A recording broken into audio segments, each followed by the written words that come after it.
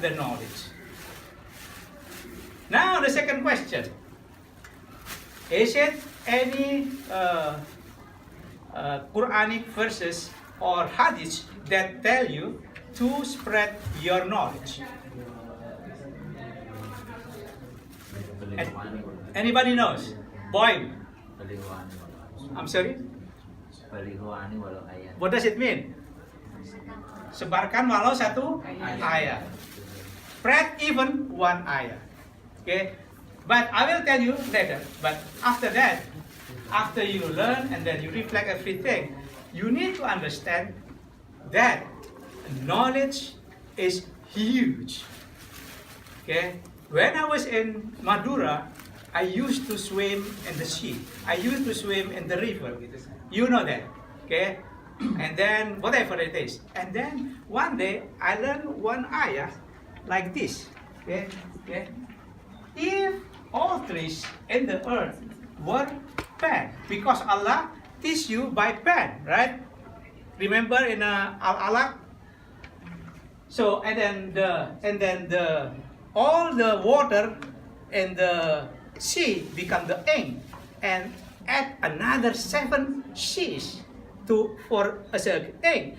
It will not enough to write down all Allah knowledge. So you need to understand that knowledge is huge.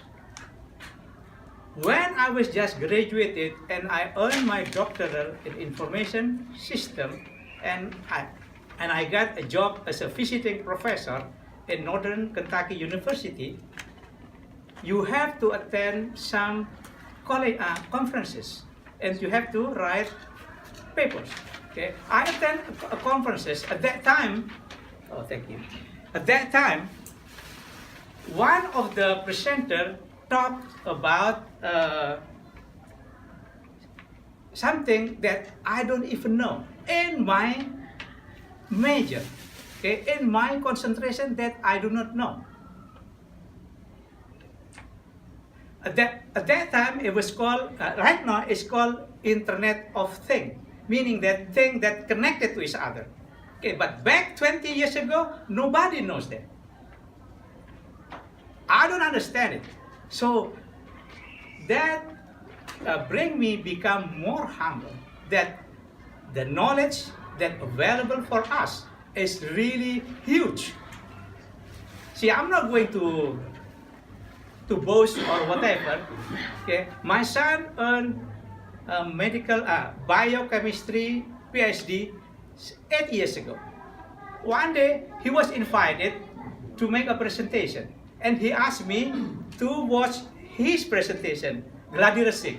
Okay, so Daddy, watch my presentation. Tell me something wrong for my presentation. Okay, I don't understand a thing. Biomedical, I don't understand a thing. Okay, so you can imagine there are other concentration knowledge out there that you even know anything about that. So meaning that knowledge is huge. My point is you have to stay in your concentration, be good on it. Otherwise you cannot compete.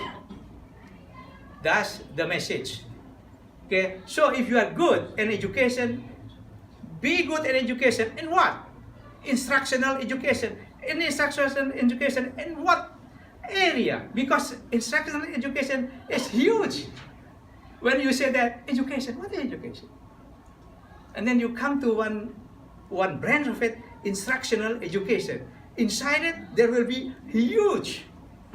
Okay, the same thing with computer. What is coding? But if you come there, huge scripting, coding, thing like that is never end. Okay, so knowledge is just unbelievable. So be happy that now this is the Sahih Muslim that said, okay, when man dies, there are only 3 things, right? Your charity, your good deed, and your knowledge that beneficial to others. So that's the reason. First, you have to learn, read, understand, reflect. You have to be able to implement and spread. Okay? And then the second one, like Allah will tell you that if all the tree become pen, all water become ink, it will not enough to write down the knowledge of Allah. Knowledge is huge. Make sure you understand that be humble, just stay in your concentration. Because if you try to get all of them, you are not be able to compete to others. So be good in your concentration, and then finally you will get a job in your concentration. Usually, okay, because I'm sharing with you about academic, for example, like me, I am involved in so many, it's called recruiting committees, okay, to get a new faculty. I've been teaching for 20 years, and this is my 21st year. So I'm going to finish my 21 years or 21st year after this spring. So I've been involved. Usually, the committee will not look the general knowledge that you know, because all of them, all the applicant knows that, but they will try to find the niche of you that really needed in those department or in those college. See, for example, coding. Everybody knows coding. C++, you know that. Scripting, you know. But what really needed, for example, coding for mobile devices, okay, something like that. So something that niche that really that you really know about it. Okay, let's go to what academic career. Okay, I try to divide into 3 areas: preparation for academic profession, finding academic profession, and maintaining academic profession. Okay. The first one, of course, you have to prepare. Just like I told you, be good in your own concentration. Don't try to say that I know everything. Okay, if you say like that, you will reject you the first time. Okay, you have to say that I know this one, something that you really know that fit to what they need.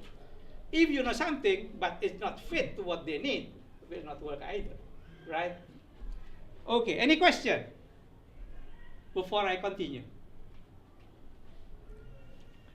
Okay, so preparation for academic profession. Okay, of course, while you are in your graduate program, okay, so like what I start as a grader. You can start as a tutor. Okay. You can start as a teaching assistant, research assistant. Teaching assistant can be a grader too. Teaching assistant can be try to organize the teaching desk of the professor. Okay, so teaching assistant not only to teach in a class. So sometimes if you help professor to prepare for the teaching session, that's also considered teaching assistant.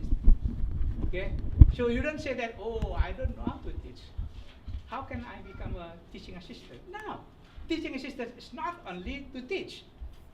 If you prepare, okay, put all the document that will be spread during the or hand out during the session, teaching session, that's teaching assistant. Okay, grader also become part of the teaching assistant. Research assistant. Okay, research assistant, you don't have, for example, you do survey, of course, you do calculation, of course, but to prepare document, to have some idea about how to conduct the research, also consider research assistant. Okay, there are huge job that can be a teaching assistant or can be a research assistant.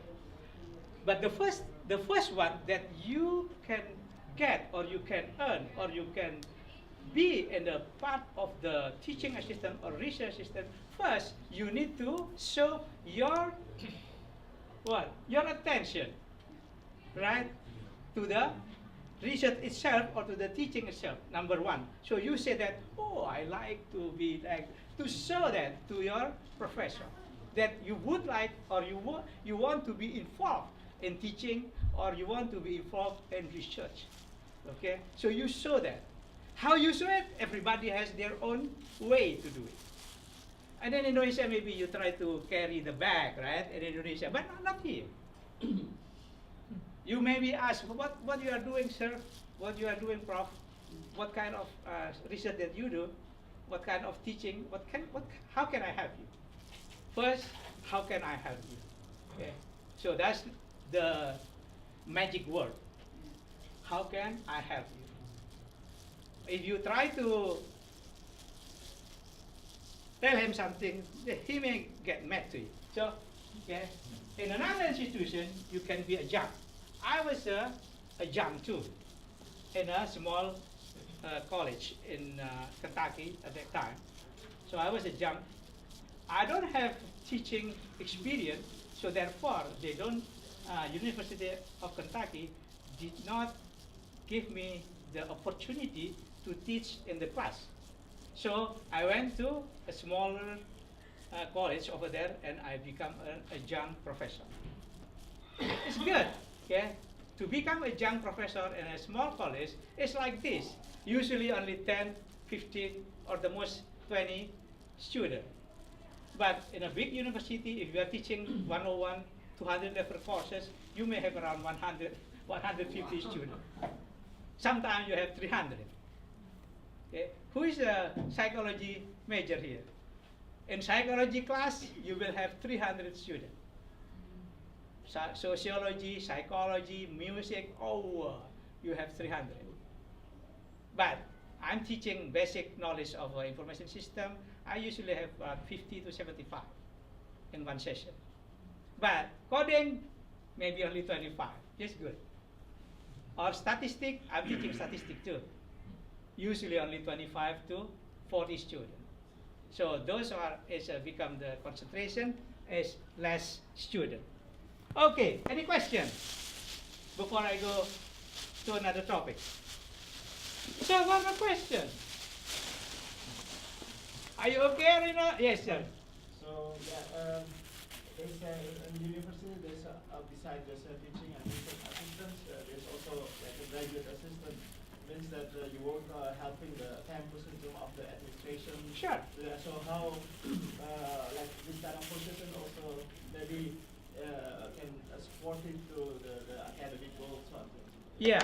See, there are so many ways, but because I'm concentrating in academic career, so I only talk about teaching assistant and research assistant. Well, of course, you can be a student worker as well. You can work anywhere, okay? As a helper for the secretary, as a helper for the chair or whatever. That's good too. Usually, those students who are very diligent, who will be able to, because sometimes you don't do anything, you just sit down there, okay? As a helper for the chair or the helper for the assistant or the secretary of the department, you don't do anything. Sometimes it's very boring job. But if you can stay there, eventually you will, if you like to work in academic, you will find some professor who eventually like to work with you. Okay? So that's what I start. So I try to find one professor who like to work with me. Okay? So I become a jump, and I try to be able to teach. Okay, I'm from, like I told you before, I'm from Madura. I don't study English until I'm maybe 31, 32 years old. Not like you guys. You were born and then you learn English right away. Okay, so after you graduate, try to get either postmaster, postdoctorate, teaching associate, and research associate. Now you can see the difference, right? Over here is called teaching assistant, research assistant. When you become a graduate, at least you have a master, you become teaching associate. Because you help the professor to prepare for the teaching session of the professor, or sometimes the professor will ask you to teach the class. That's called the teaching associate. Okay? The same thing with research associate. The professor will ask you to help him or her in her or his research. Okay? So there are very little or very not too much different between teaching assistant and teaching associate, but usually when you become a teaching associate, you start to teach. They allow you to teach, usually, because at least you have a master, at least. And you done with your coursework in your PhD program, for example. So you can teach. Okay, so this is, yes, yes ma'am. Sorry. Yes, okay. I have questions about teaching assistant or research assistant. Yeah. What are the benefits or advantages that you will get if you're in this position? I mean, if you become a teaching assistant or research assistant, what are the benefits or advantages that you get from the institution other than, for example, tuition waiver or monthly fee? Or is it worth it? Is it worth the job and everything? I'm talking this beyond your financial need, okay? Yeah. I'm sorry. Got to.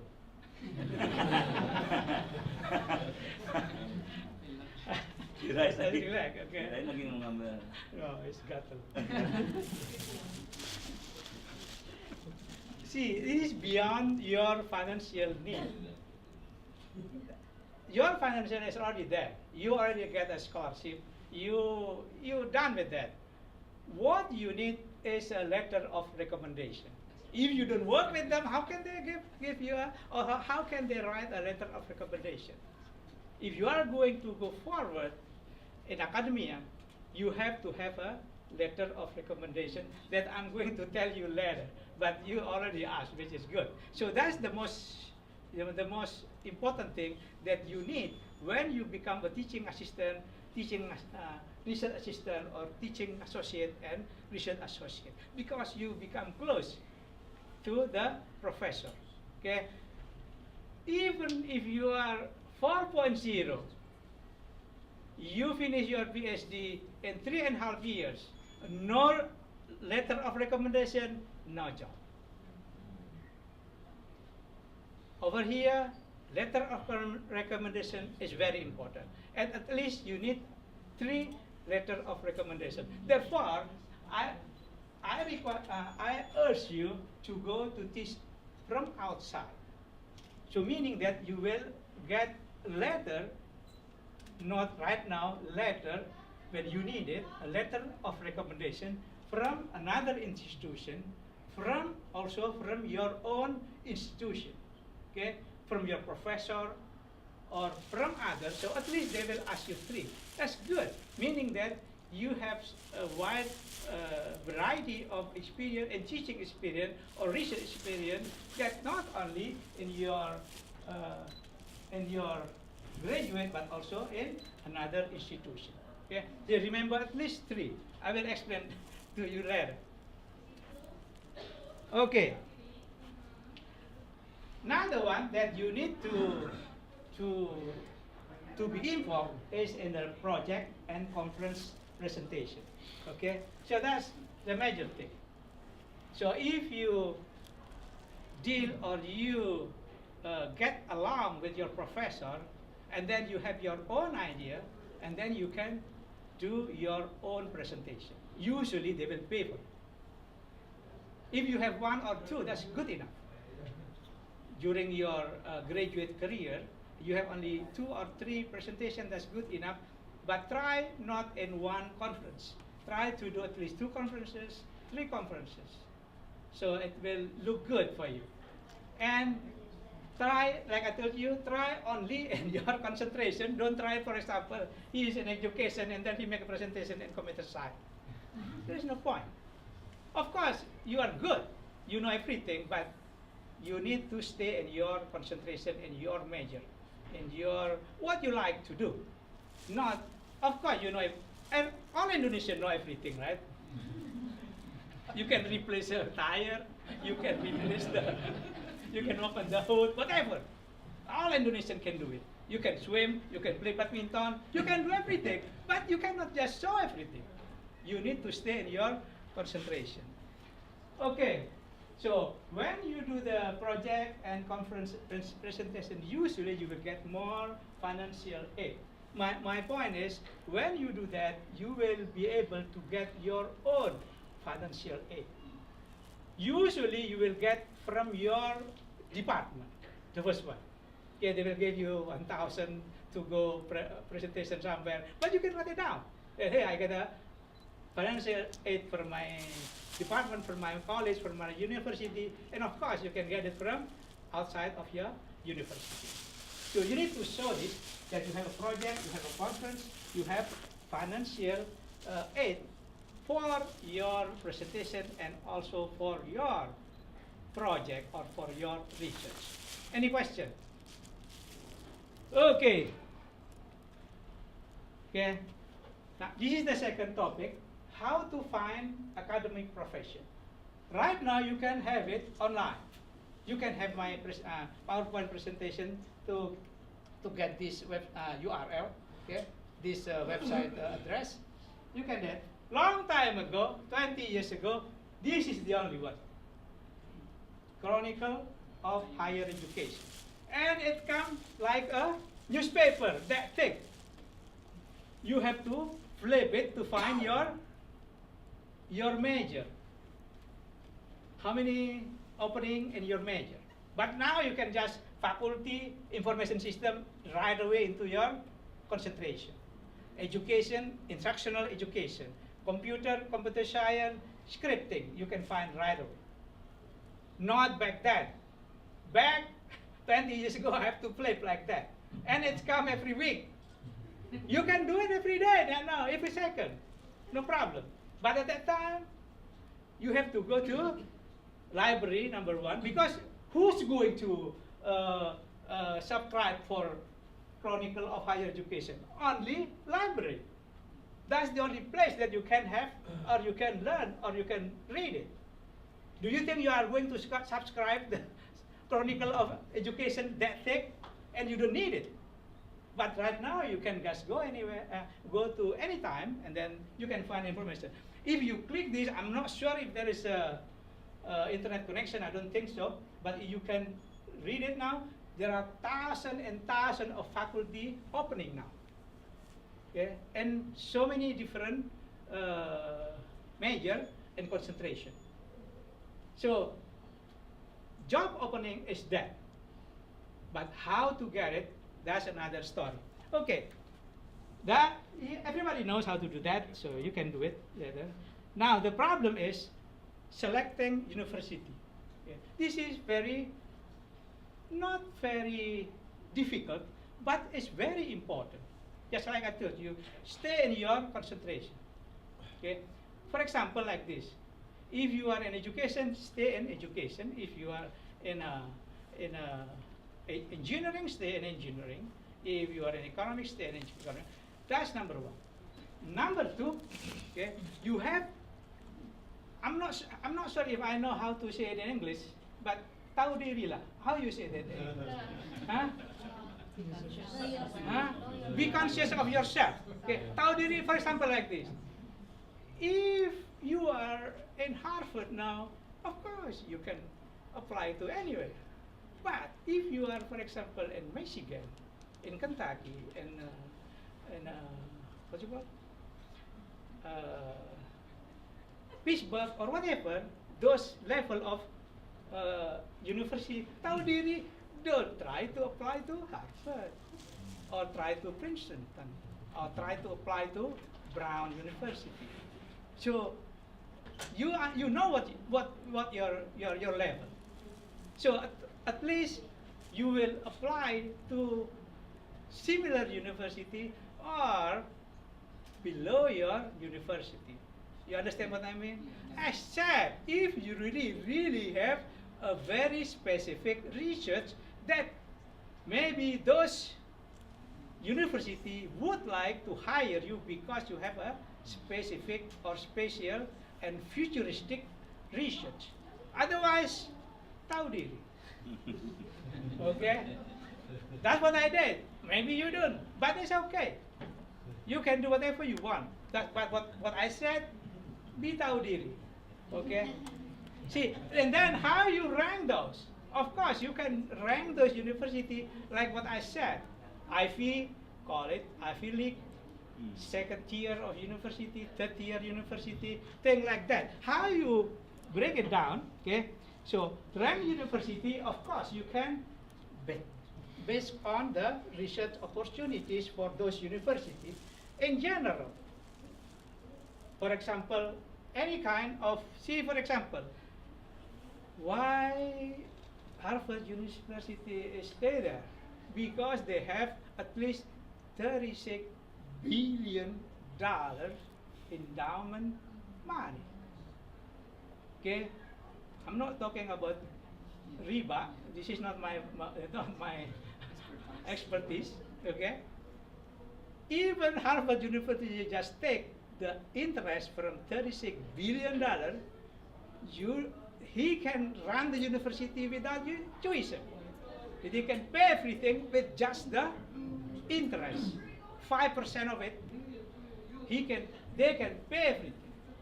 But look how much endowment in your university. For example, Pittsburgh University.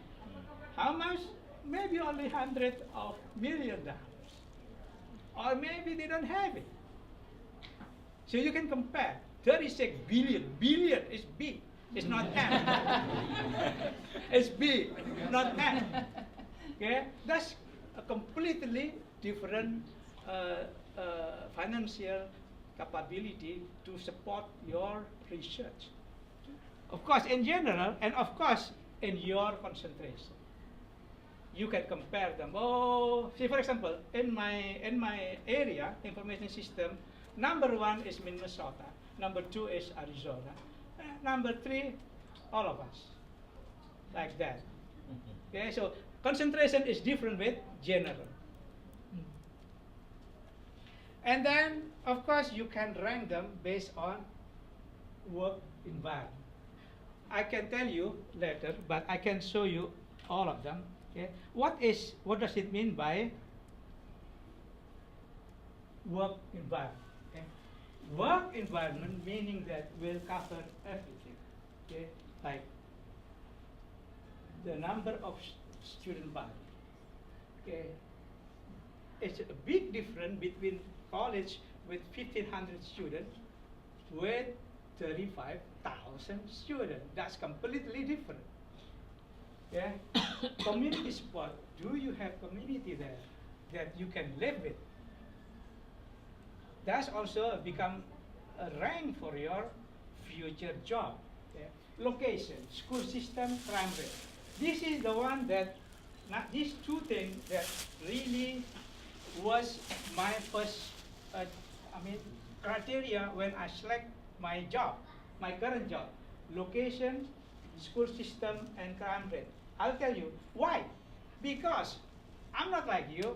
I came here when I already 35 years old. I have 2 kids. And when I finished my doctorate, I already have 3 kids. And all of them in 3 different level of school. Elementary school, middle school, and high school.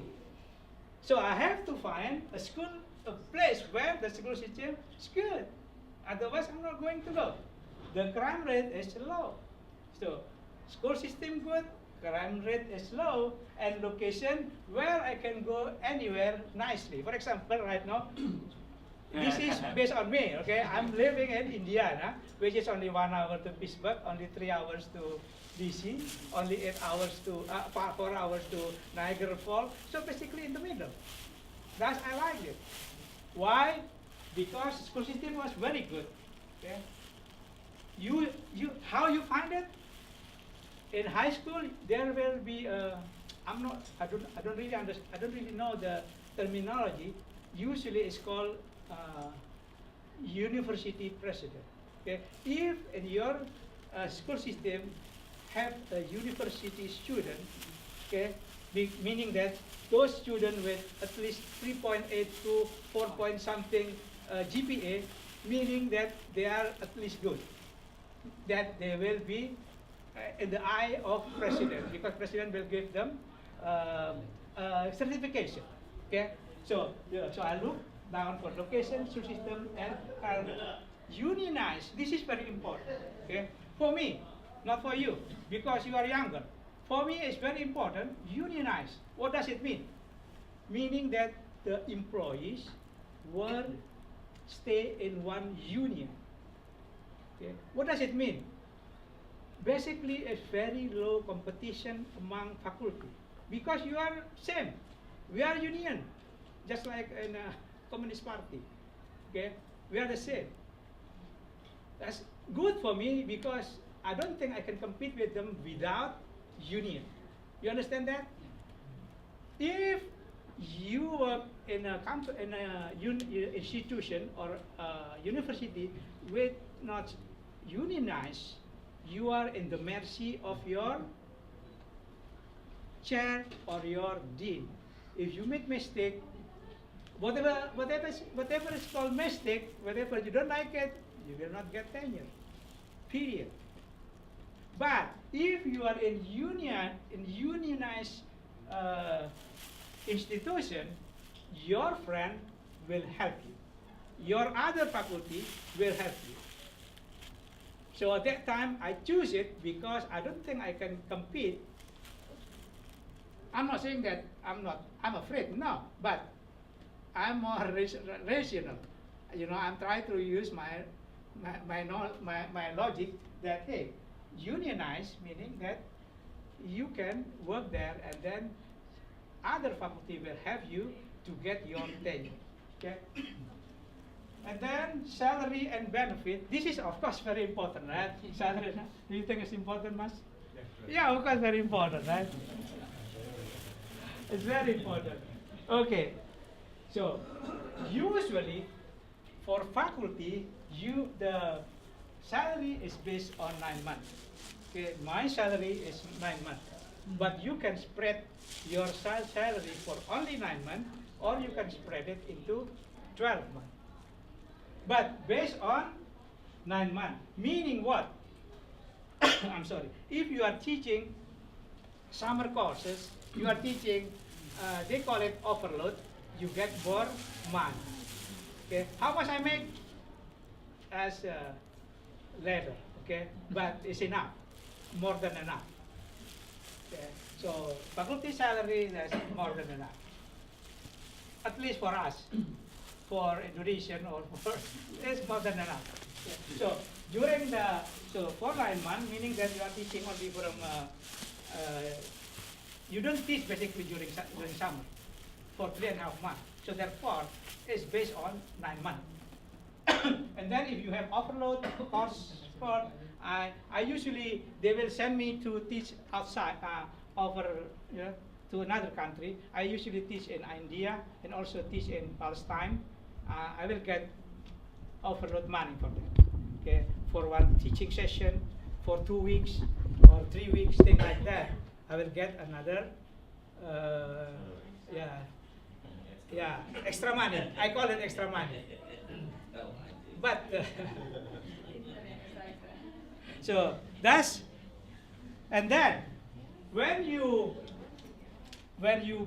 talk about benefit, 5 more minutes, okay. Make sure that your university will give you pension benefit. Usually they will take 5% from your salary, and then they add between 9 to 10% from their money. So you can see here that basically your salary is, let's say your salary 100%, right? Deducted by 5%, but you get 10%. So basically, faculty salary is 110%. You understand that? Basically, it's 110%. And then for health, usually it costs about 10% of your salary, because let's see, one family is about $2,500 for 1 month. Okay, $2,500. So times 12, how much? That's $30,000. So basically, it's another 10% of your salary. So make sure that your salary plus benefit counted 120% altogether. Okay? 3 more minutes. Now, how to apply? Usually, like I told you, cover letter, teaching, and research purpose, you have to write down that. Say, okay, you know this, right? This is the most important. If you don't have this, you will not get it. Okay, so the letter of recommendation is very important, and phone and face-to-face interview. That's normal. But these 3 letters of recommendation, it does not have to come from your faculty, or department, or whatever, but can come from if you teach as a adjunct, or if you work outside, you get it from another organization. Okay? So, maintaining academic profession, usually this is for tenured faculty. Make sure that when you apply, there are 2 things, tenured and untenured faculty career. Untenured meaning that you never get tenure. What does it mean? Meaning that your contract will be renewed every year or even every semester. But as a tenured faculty, you will have usually for whatever. Okay? But usually they will have a 5 years evaluation.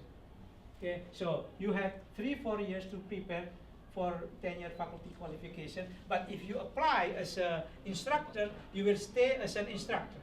If you apply as a non-tenured faculty member, you will stay as a non-tenured faculty member. Okay? So usually to get qualification is based on teaching, research, and service evaluation.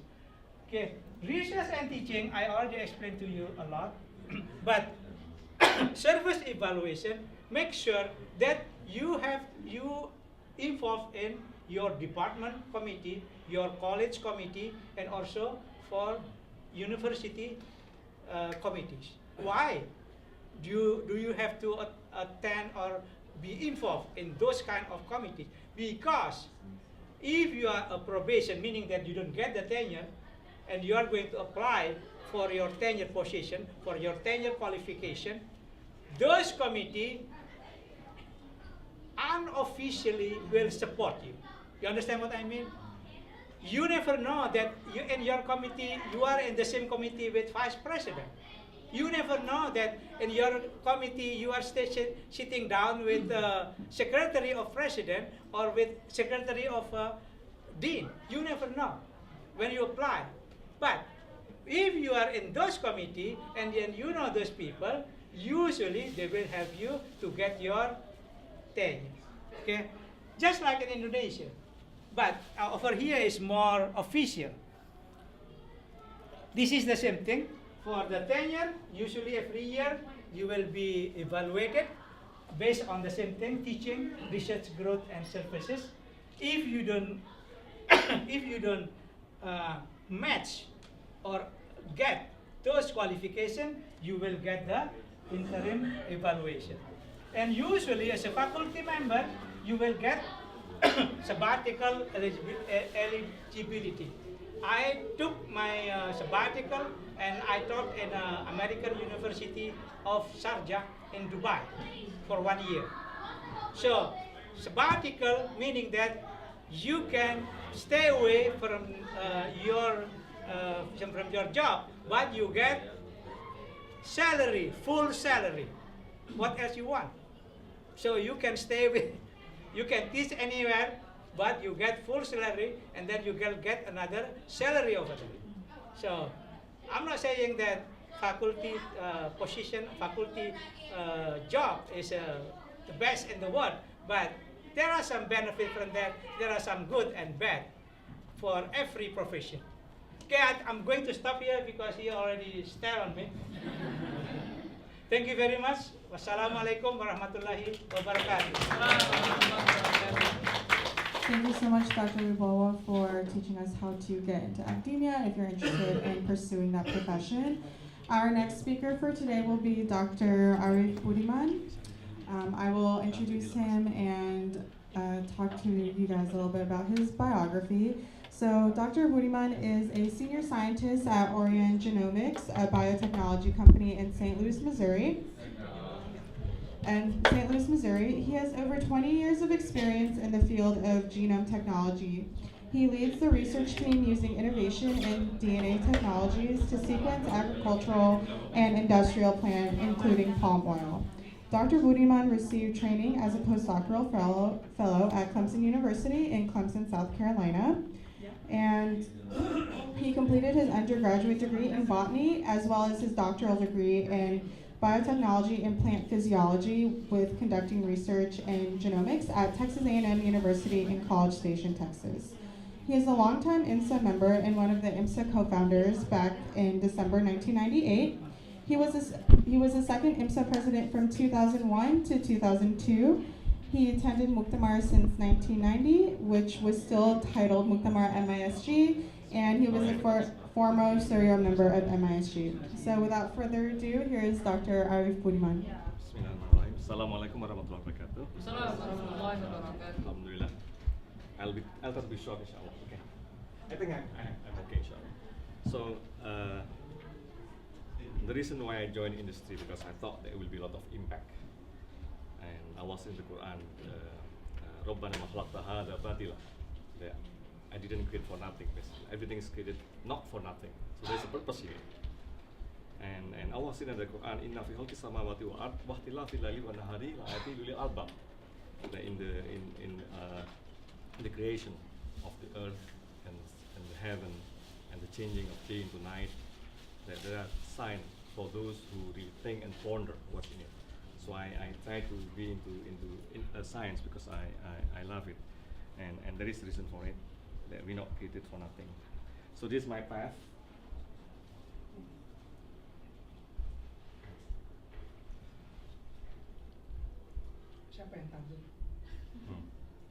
Okay.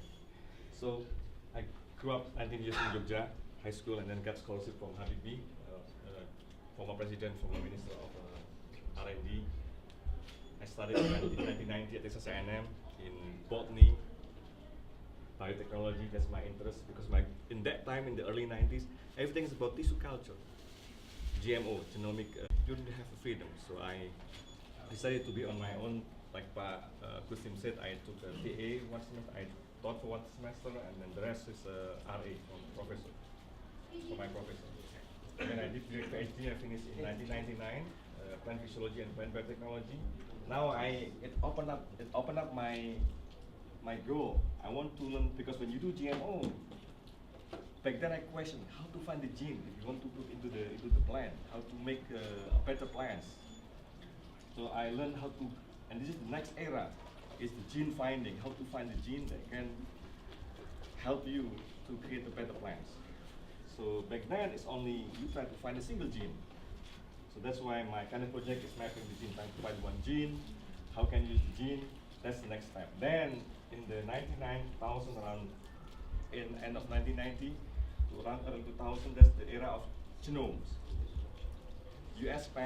Government of US spent 3.8 billion to sequence human genome projects for 10 years. But for every single dollar, the ROI is about 141. So they spent 3.8, it comes back 746 billion US dollar. That's after the project. The pharmaceutical industry, the medicines, everything. So every $1 comes back 141. So that's my era, and then that's the era, and then in 2000 I started working as a staff scientist at Orion Genomics in St. Louis. Started almost 19 years there. That's where I get involved into reference genome project, how to really map like a Google map. When you make a Google map, you know where to find the oil, where you to find the gold. I want to find the gene, but in a large scale. So that's the new era for me. So I got involved in the research of reference genome construction. So we did research for New Zealand on clover, rye leaf, pakan ternak, ya. And then I got involved in oil palm for Malaysian government almost 15 years. Oh, speak up? Okay, I think I'm good. That's good. Yes. So and then I want to really know how to isolate the gene. When you get the gene, what can you use? What can you do for it? How can you use it? So that's the next step actually. And when you work in the industry, it's a time-driven, pressure-driven, and you need to bring something into the market. Because when you have a patent, the patent has a lifetime, 15 years. When you write a patent, basically you disclose to others that you are working on something that nobody else can work on it. But they can go around it, but they cannot publish it, they cannot copy it. So when you work on your patent 15 years, so it means you have 15 years to come up with something that at that time, if you come up with a technology that is very cheap, cost effective, that can help people, you release into the market, you're the only one that can kind of monopolize your Kustim. You're the only one that can produce and mass market the product. Nobody else can work on it. The problem in the industry, if you have 15-year patent, you start releasing on the year 13. Okay, so how many years you have market only? You dominate the market for 2 years. So during 15 years here, everybody start thinking how to get around it, how to beat that patent. So you have 2 years only to capitalize, to get the market. That's difficult, that's not easy. So the sooner the better you come up into the market, the better you can dominate in the industry. So that's kind of what happened in the industry. Okay, saya. Oh, Ilham, yeah. So this is kind of what I see as academic training. Getting a master degree or PhD is your training to be a scientist. They provide you the training to reach your goal, but it's not the final destination unless you want to stay in the academia. Because the research on campus is a lot more freedom. A lot more freedom. You can do, you can discover new theories, but you advance it for the sake of science, for the sake of knowledge. I can go to that route too, because my advisor told me you can continue this project and you can go apply as a professor. But there is other thing that I would like to get into the industry so that I can have impact on the world. And there is, inshallah, I will talk about it. And because in the industry, the research is a lot more, how can you apply to create product or service? So basically, you observe the problem that are happening in front of you, and how can you answer the problem and help the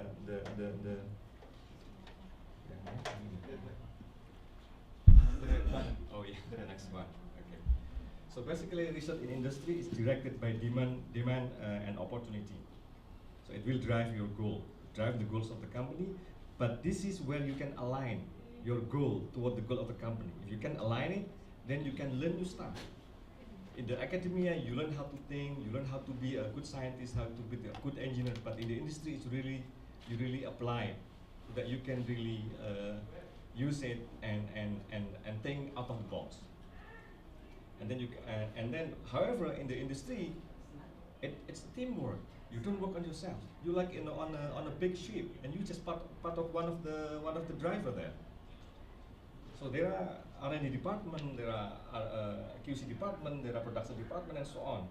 But the key thing is the timeline. The pressure is high. It's also a volatile environment. If you cannot keep up, then it's not good for you, of course. But so long you can align your goal and you can fulfill or meet the criteria that the company decided for you, you try to stick on it and try to deliver the performance, then you're okay. But it's not that. Same thing like Pak Kustim, yeah. Pak Kustim, you have evaluation for 1 year. In industry, we have also 1 year, but sometimes we can get shorter evaluation, 6 months, 3 months, because the company is not just we got big money for research, okay? But the money is not free. We have a board, we have a shareholder, they invest the money in it, and you are the one that can produce something, hopefully in return with a big, you get a big ROI, return of investment. But the thing that I like working in the company where I work at now, because it's not only that I can have impact. So you can fulfill your desire to work in anything else. But I recommend that you work on something that you have passion in it, but also you can have impact, you have a big impact for others. Because Rasulullah told us that the best among you are those that benefit others, or others can benefit from you, like the three that we described at IMSA. Next one. So for example here, this is the market of the breast cancer, ovarian, cervical screening test in the US, for example. The available market in the US is 5 million women per year. Imagine at the 10% penetration market, but about 500,000 tests. If per test is $500, this is how much you can get. So this kind of what happened in the industry. It's a big industry, especially for those countries that have a higher standard. But I think Indonesia is catching up now. So the next one, next slide, please. Okay, this is kind of what we do. How we can find a marker for a cancer. We're trying to differentiate between breast, lung, and ovarian, normal and tumor. Those are the different genes that we can identify. But the next question is, how once you find a good gene that can differentiate normal and tumor patient accurately, how can you bring it into the market? And you don't have that much time. So this is what we work on it as well. But it's not easy to bring to the market. The next one. The next one, I'm going to skip. In a company, you work in a large-scale project and concerted effort. So you have to be able to be multitasking. You conduct research, but at the same time, you manage the project, you manage your teammates, especially if you have a high degree, you will manage a team. You have like 5, sometimes 2, sometimes 10. You have to be able to manage your team to deliver what is required from your team. And then you have the opportunity to work on multiple or different projects at one time. So it helps you stimulate your need to have an adventure on different projects. And you have this is the typical organization structure of a companies. You work, the manager will work on SOP development, helping others develop a say, and then, but the one thing that I learned, I'm a bench scientist, I work in the lab, but after we got involved with Indonesia, we work on oil palm for 15 years, and then we trying to market our technology in Indonesia. That's when my life is different. So I travel about 5 times a year to Indonesia. So since 2012 up to now, I've traveled about 5 times a year. So about 3 weeks, 1 month. So leaving my family here. So it's like living in Jakarta, Pak. Going to work at 5 a.m. in the morning, coming home at 9. That's like my life compressed in 5 times a year, 3 weeks or 1 month. But alhamdulillah, I'll protect my family. So, and then in industry, you are fully able to grow and expand your reach and potential. The next slide. So it's result driven. So you work in a chain reaction. So sometimes there's a bottleneck. That one person is, because in order to get C, you have to finish an A. You have to finish the B. You have to finish the C stage. Sometimes you have a bottleneck at A. Now, sometimes in my part, I do the number 1A, and sometimes I had hard time. I couldn't meet the goal. So you have to really. At that time, I feel really small. We are nothing, and everything can happen by the will of Allah. Even during my PhD research, basically, you do research. I would say 99% flunk. 1% that make it into dissertation. Ya Pak Kustim ya. And that's why as a Muslim, alhamdulillah, that as a Muslim we are very calm. People call me in the lab, Arief, you are mellow. Meaning we are basically, alhamdulillah, because we are optimistic, you know. I work with the DNA, I extract DNA, I work with the enzyme, I cut, ligate or paste and put it into the bacteria, put it into the something, for example. I don't have any means to know that it's going to work. So I make dua to Allah. That Allah, inshallah, Bismillah, may Allah help me and make it easy for me. We have that quality that are very rare in this country. We are calm because we have optimistic. Everything is written in Lawful Mahfuz. So that's why we have, you know, whatever hardship you have, you are really consistent, perseverance, and trying to aim the target. That's what I love about being Muslim, and I hope, inshallah, we all be like that. So there is sometimes you will see the bottleneck in the industry. This is going to affect your performance. and as I said before, it's high pressure of volatile environment. Those require those that are goal oriented. But it's rewarding. It's rewarding. A different reward from Pak Kustim. Pak Kustim, maybe Pak Kustim in the campus, when Pak Kustim working in the university, the compensation is different. Pak Kustim children can get free school, right? Pak Kustim? There you That's go. not can be counted as, you know, sometimes in the industry you got more, but we don't have that kind of privilege. Okay? So when you work in the university, your kids is kind of guaranteed, okay? But in industry, of course, the reward is higher. But of course, so it's always you can weigh balance, inshallah, Pak, yeah. Okay, the next one, please. So performance is evaluated. First of all, is the business acumen. You have to know your organization structure. You have to know the goal of the company. How can you align with the company? And you have to be able to plan. Procrastinating is not gonna work. And then the next, also that's business acumen. So you have to be able to be to do problem solving, technical and functional expertise. You have to keep building your expertise. No, I keep reading journal article from different parts of the world. Try to keep up what's happening in my field, because we want to be on the cutting edge, not on the right at the edge. Okay, Pak? And the right edge could fall, but you want to be at the cutting edge, research and development. And then, because company's best interest is to ensure that its employees are performing to their best ability, and also they enjoy what they do. Now, what you learn in academia is good.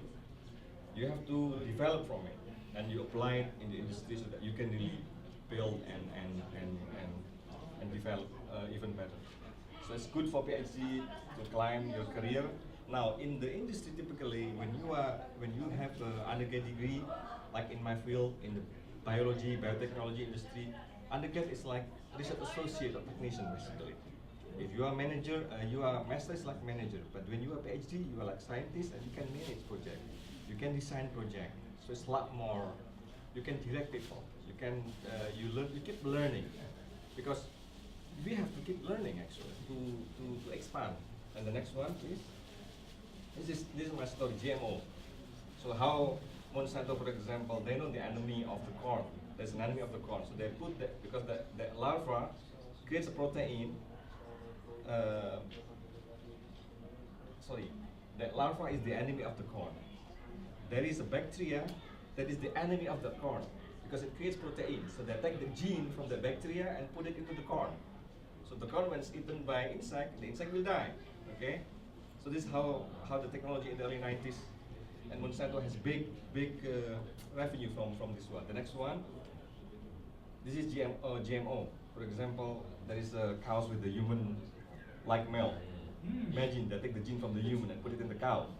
Okay, but we as a Muslim, we have to be able to differentiate which one that is ethical and unethical. For example, pest-resistant corn and so on. Next one. This is genomic. This is my field. Next one. So genomic is the study of all the genes in the genome, including their interaction with environmental factors. Next one. See, this is when I was talking about that I'm trying to find one gene. It took me several years. Didn't get it. Okay. Get close to the gene. Just one gene. Next one. Because I work on one gene.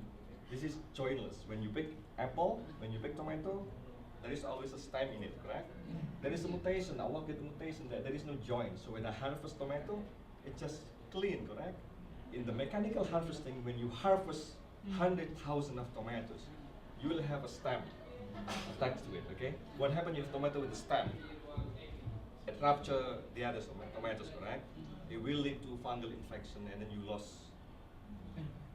the rotten and everything, okay? But there is a mutation of tomato in the wild feed there is no joint. So when you harvest, you just get that clean one. So there is no labor involved.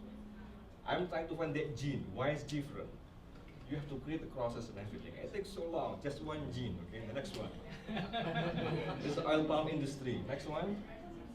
This is where the era in the late 2000s, genomics. Even now Indonesia is still new actually. This is the next one. It's gonna be there for so long. You trying to find all the genes in the oil palm in the 16 spread across 16 chromosome, and there are about 34,000 genes. One gene control for the oil, one gene control for the disease resistant, one gene control for other things, for example, sweetness, color, okay, and then low fat and so on. The next one. So we worked on this particular gene with the Malaysian palm oil board for 15 years. So this is Dura. See this one? This is the cangkang, thick seed coat. This is the oil. This is palm kernel oil. The yellow is where the oil, minyak goreng, coming from here. There are two types: shellus, shell. Okay. This one typically No cell. no shell, but it will usually not many fruit in the tree. It will get rotten, so you can see it as zero oil. This one has 70% oil from this one. CPO, crude palm oil, coming from here.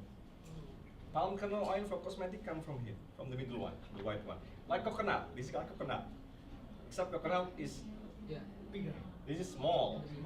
Oil palm is like this, but this is the CPO, this is the PKO. Now, in the 1700 up to 1960, 1940, people planted this one in the field. In fact, Indonesia and Malaysia is the only two countries in the world that conquer about dominate 85% of the world edible oil. This is a blessing from Allah. It came from Africa, brought it by the Dutch to Indonesia, and the mother plant is in Kebun Raya Bogor. That's everything derived from that. Now, in the 1940, they accidentally crossed between this as a father, this as a mother, give rise to this. It's called Tanera. This is Piscifera, Dura, and Tanera. This is SS, capital S, small s, capital and small. See what happened? The thickness becomes thinner, correct?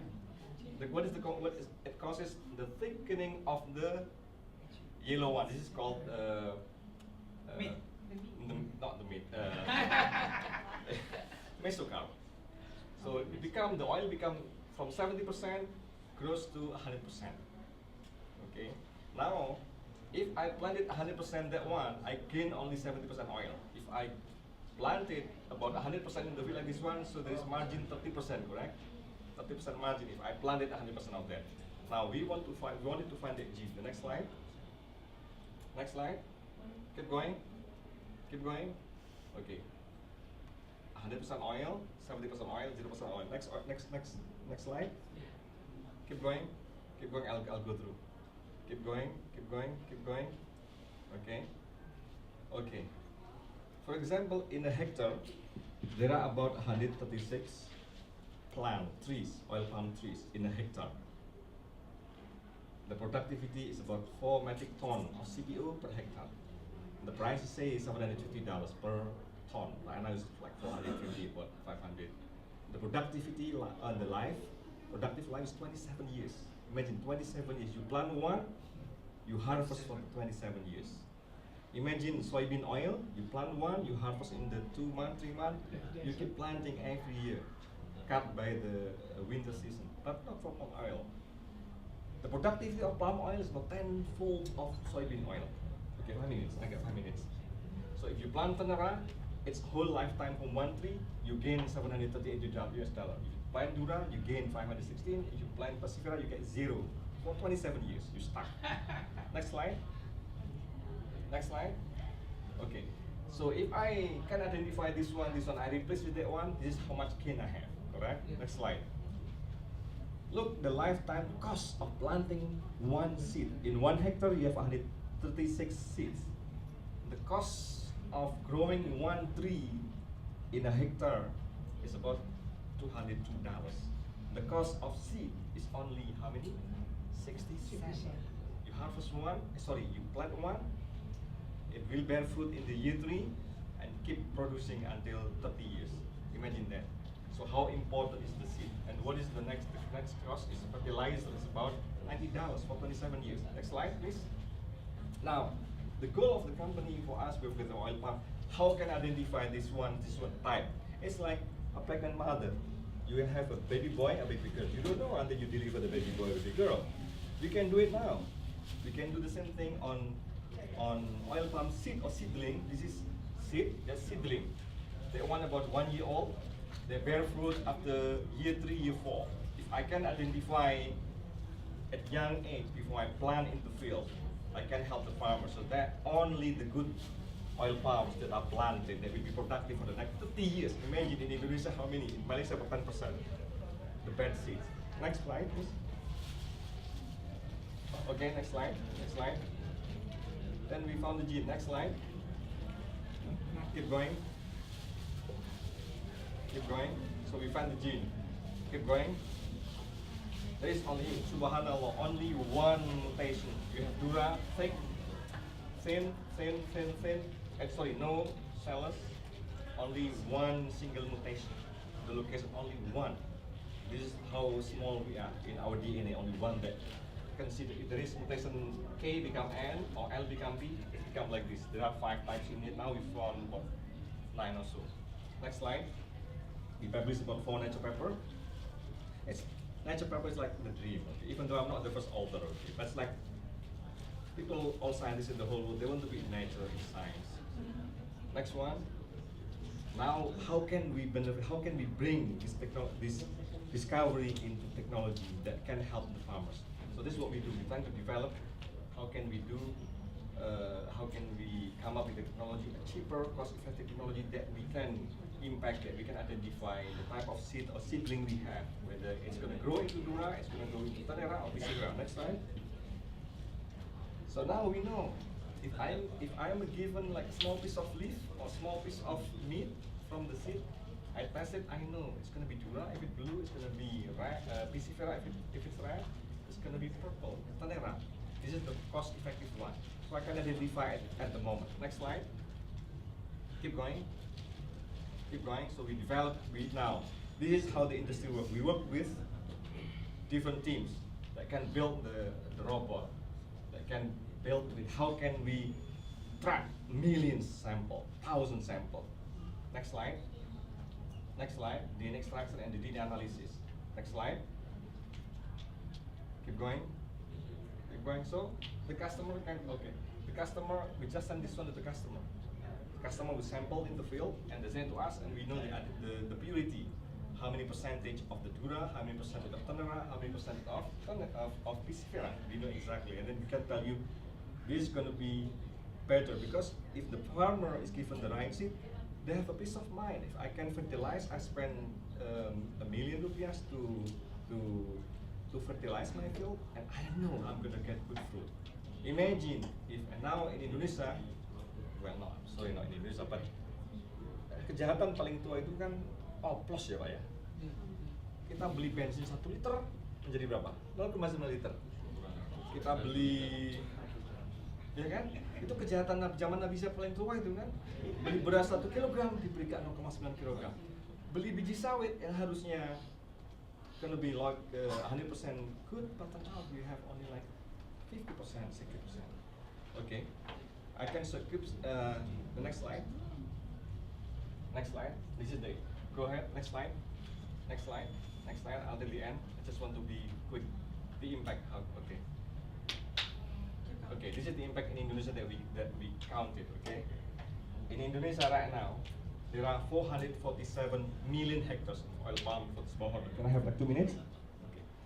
Now, there are about, every year you plant about 22 million palm oil. The contamination rate is 11%. I took the Malaysian. We did contamination mapping in Malaysia, about 11 million. If I plug that number among the 4.74 million hectare of oil palm smallholder in Indonesia, petani kecil, swadaya, how much loss the industry? That's about $1.1 billion loss. If I plug this number, 11%. How much the GNI you expect to get? About $1.94 billion. How much the tax the Indonesian government could get? That's about $487 million every year. The price of the test is not that expensive, it's very cheap. Because the thing is that we have to understand the test is a technology that is cost effective. But if the patient is given this test, for example, if patient is sick, you try to pay everything, correct? Because you want to get healthy. But the problem problem is we deal with the seed, which is nothing. Remember, only 6 cents. So we have to come up with a technology that is cheap, but also, you know, we need some help from the government to really, make people understand that because of the small amount, it's not necessary, it's not guaranteed that you can, it won't guarantee that you'll have a good thing later. So you have to really help the small holders. Okay, so this is the impact that we can have right now. But I'm not going to share. I'm not going to tell you how much we have in Indonesia. We have the data, but we cannot share. So this is the impact, and then that's why in the industry, I learn new stuff. Now I learn as a business developer. So I work in Indonesia, deal with the ministry level, sometimes S1, S1, 2.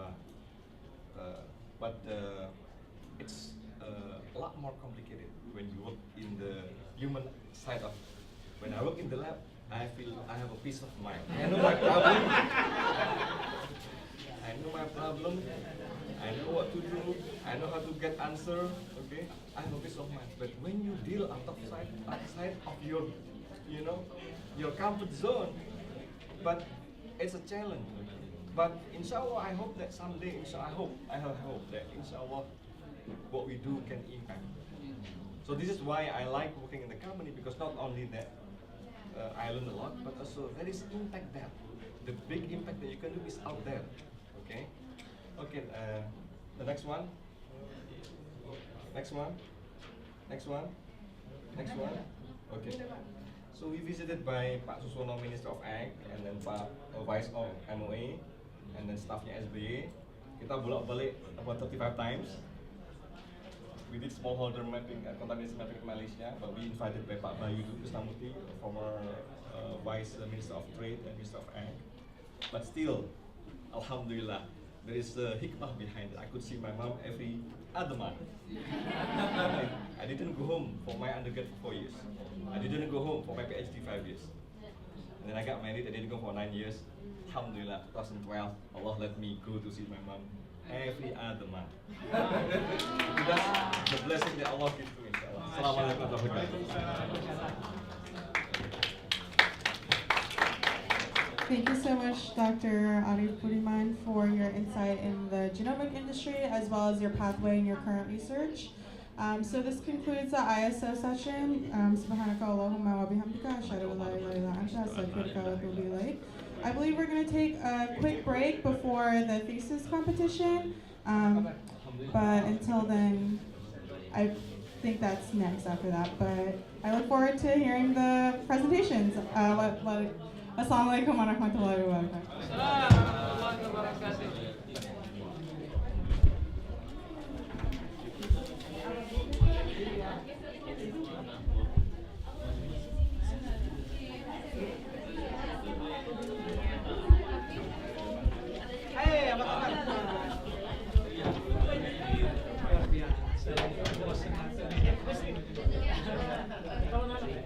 So we have an announcement. We will pick 3 winners for the door prize for those who have registered.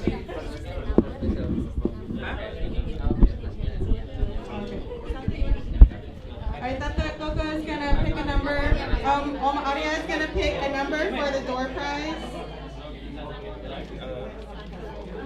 Yeah.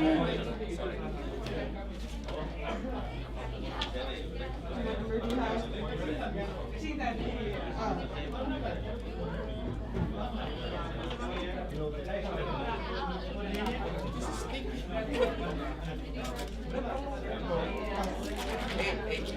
Okay, number 8, Mariam Kumero. If you're in the room, please collect your prize from Tanta Kaka. Mariam. Congratulations. Okay.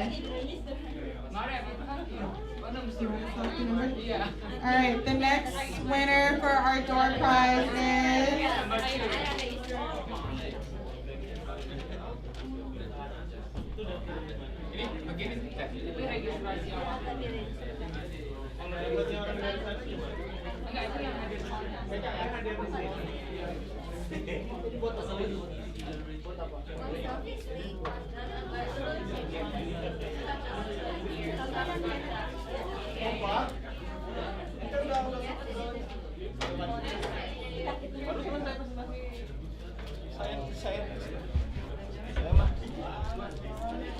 Alright, the next winner is Lily Nur Indasari. Lily, oh, okay. Kasih ke temannya, okay, ya. Congratulations. Alright, we still have another prize to give away.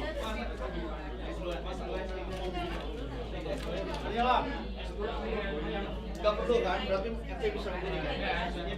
Bisa kan? The next winner is Muhammad Arief Budiman. Oh, Budiman won a prize! Congratulations! Selfie stick. Congratulations. And those are all the prizes for right now. And there will be more later. So congratulations to all the prize winners. We also have an Amazon Kindle up for raffle, so, and a Bluetooth speaker. Yeah, so keep in tune. Kalau mau yang minum ada botol-botol di belakang. Kalau di mana di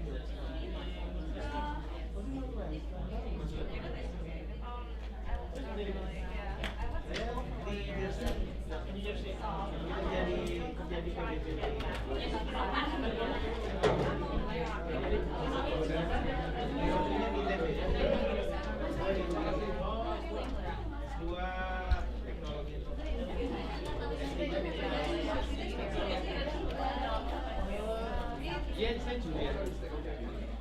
Tiketnya udah tiket PS2, PS3 aja.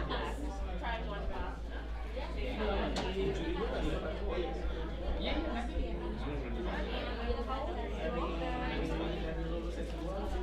Bahkan belum lulus S2.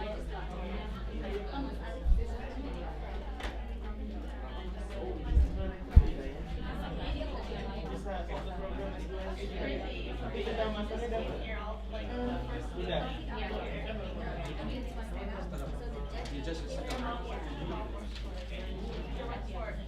Ini bang, panggil saya sama Mas ada di sini. Sama Mas Habib. Oh, saya ada.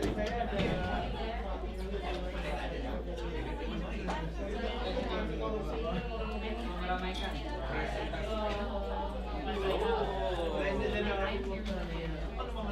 Tiga orang biasanya. Dia non Western juga. Yang di Chicago itu kan yang bagus itu sama University of Pakai slide juga. ada juga sih yang lain di Illinois State ya. Karena kan jadi kalau dosen-dosen itu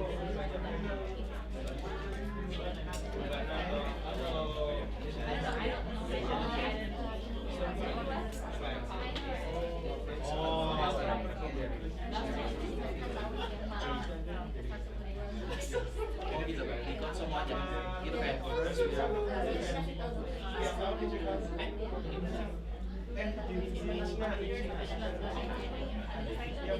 Oh, ada kita 2 tahun enggak, sekarang ada ini. Ini saya ada di McCormick dekat University of Chicago itu di South Chicago.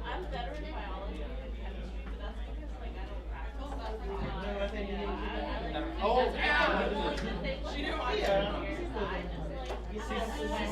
Semuanya bawa jam drive nggak? Morse code.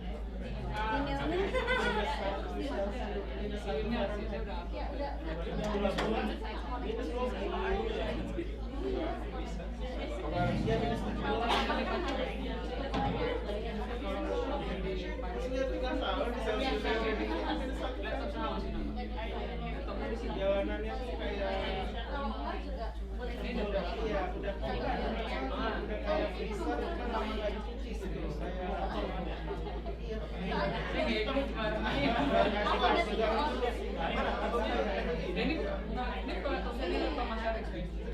Kita pesan itu aja. Yang udah jadul itu.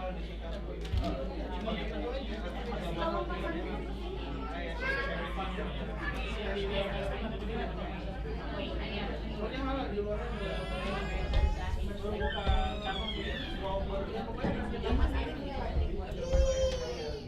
Password teh.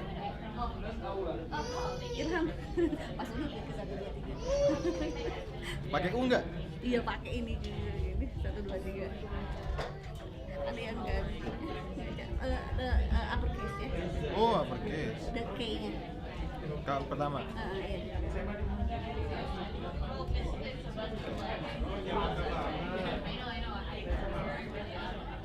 Iya. Ibu lah, udah tua saya.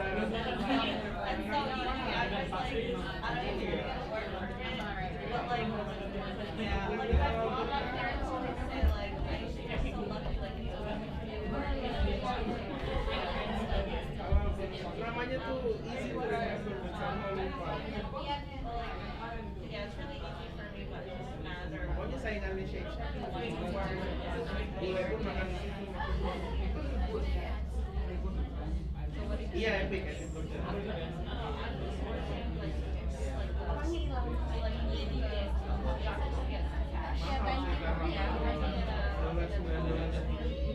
Biasanya kan kalau yang nggak populer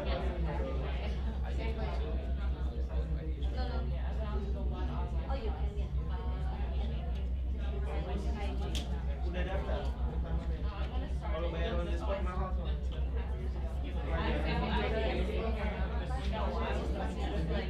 Oh, mahasiswa ya. Jadi gratis total? Enggak, volunteer oke. Kirain financial assistance catch-nya harus jadi volunteer. Iya. Mas ini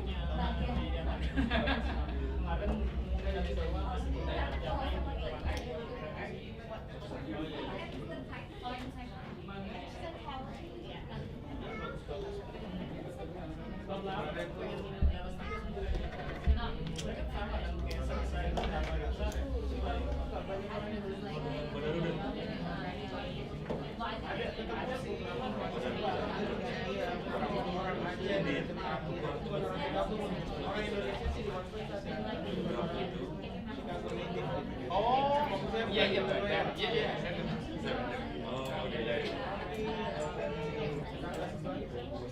Tetangga sini Suri ya?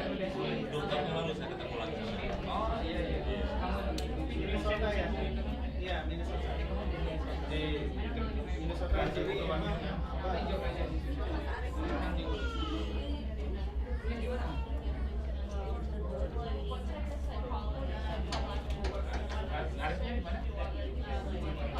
ya kan yang masuk yang ada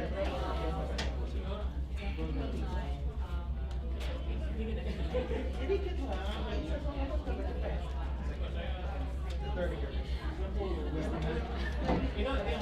Kalau mereka transfer mereka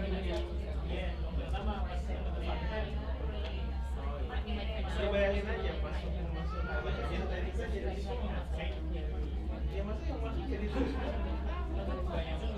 ya Allah. Ya seriously.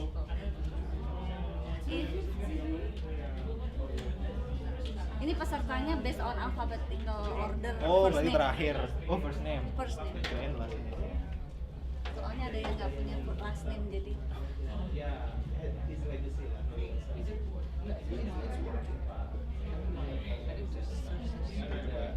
Ada mafia-mafianya. Oke. Atau di emailnya sendiri.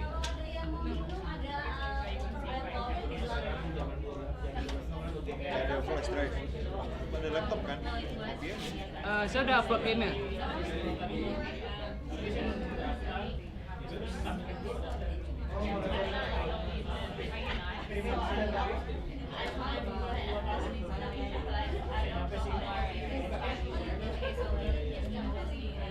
Ya peluangnya juga tiga gitu. Peluang tiga. Belum ada posisi kecil kan. Mereka kan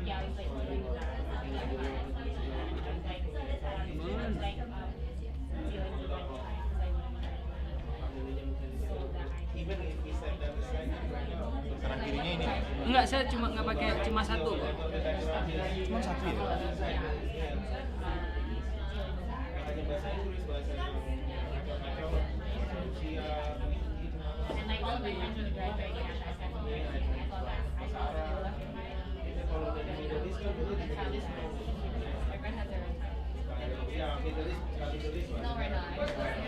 Kursornya mana nih? Could you please help me? Mas. Download aja. Enggak. Ini kursornya kok nggak jalan? Oh, stop nanti. Ya harus kita sebut. Tapi bukan ini kan? Bukan. Enggak, ini aja yang mau kita bawa ke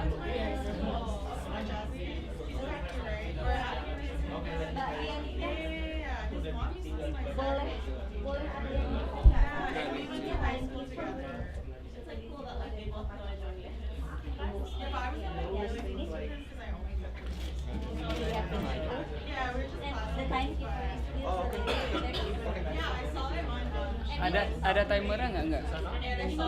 Enggak, maksudnya nanti dimunculin timer atau enggak? Assalamualaikum warahmatullahi wabarakatuh. Oke. Welcome to this year's thesis competition. We have three judges here. First one is Dr. Arief Budiman. As you guys know, he's a senior scientist at Orion Genomics. The second one, we have Ariano Fianto. He's an associate director of research at College of Business. And the third one, we have Dr. Hamid Nurrahman. He's an assistant professor at Missouri School of Dentistry and Oral Health at ATSU. Now, for the rules, we have a 5-minute speech. It is time restricted. We have a timekeeper. She's right there, and she will notify you after the 4-minute mark. So you'll know if you have a minute left. And the order of the speech is an alphabetical order. So our contestant, we have 11 contestants today. The first one will be Aula Al-Balad. He is pursuing a Master of Science in Instructional Technology. The second one, we have Azrina, attending Michigan State University. The third one is Ilham Permata. He is pursuing a Master of Science in Petroleum Engineering. The fourth, Lydia Apriliani. She's attending Webster University. The fifth, we have Mariam Karima. She's pursuing Master of Engineering in Energy System. The sixth, Muhammad Rahman. He's pursuing a PhD at Old Dominion University. The seventh, we have Nada Adiba. She's pursuing a Master of Public Health. The eighth, we have Nazira Ahmad Khairi. She's pursuing a PhD in Electrical Engineering. The ninth, we have Pujiati Sari. She's pursuing a master's at the Ohio State University. The 10th, we have Robi Khalilur Rahman, pursuing a PhD in Political Science. And the last one, Yashinta Nurrahman. She's pursuing a master in Educational Leadership in Higher Education, sorry. So, I think we should start now, right? Okay. So at first we have Aula Al-Balad. Here you go.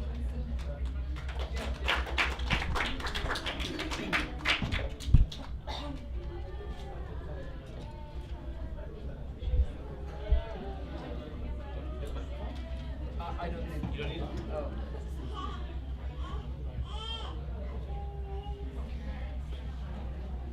Assalamualaikum warahmatullahi wabarakatuh. Bismillahirrahmanirrahim. That's one of the example how we reciting Bismillah in pesantren. Actually, there are many ways and many rhythm how to reciting Bismillah. Pesantren is not a new term.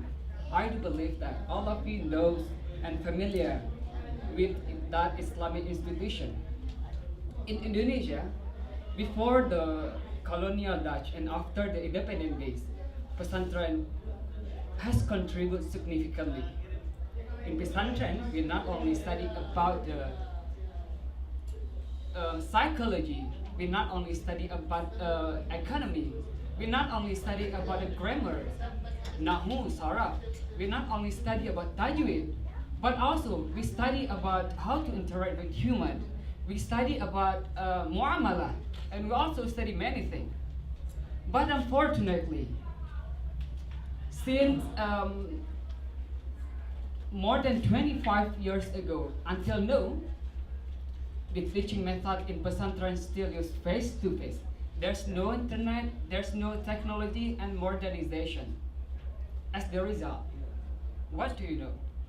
Lack of achievement. Students become unmotivated to study. They came to pesantren because the parent asked them to come to pesantren, not because the awareness, not because of them want to come to pesantren, because they want to learn about the Islam, about the knowledge, about the science. And this is one of the background knowledge how we use ER, augmentation reality and pesantren, especially in Aceh, an exciting way forward education. The question is why ER? There are 4 main reasons to support my statement. The first one, accessible. We don't need expensive hardware to use augmentation reality. And the second one, it's work in many devices, Android or iOS and others.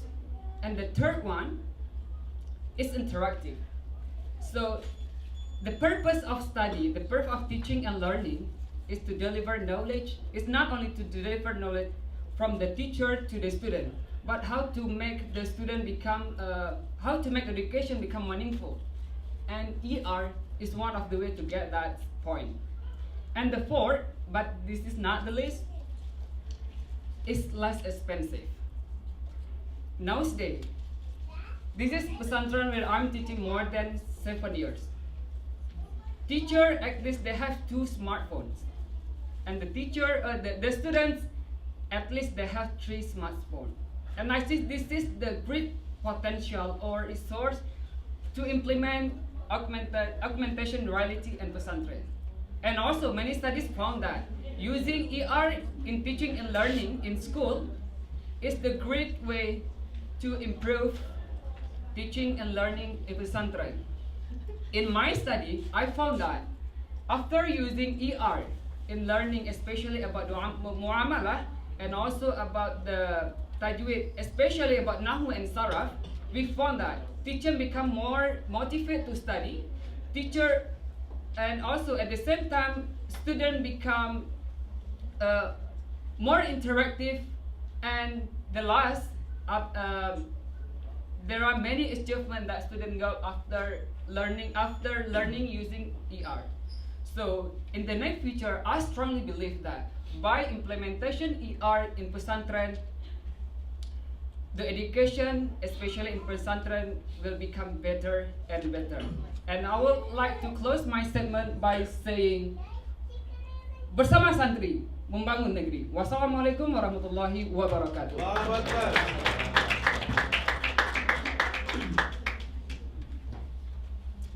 Thank you. Allah Balad, that was an excellent speech. Next one, we have Azrina. Azrina? Okay. Let's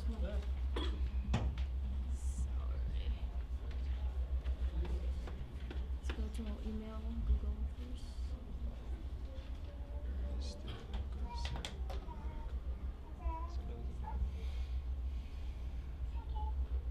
Harus login dulu ya? Iya, login email.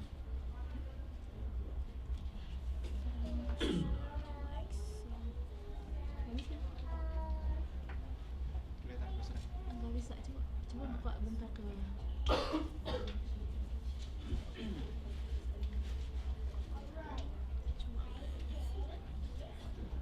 aduh aku sih tolong subscribe dulu.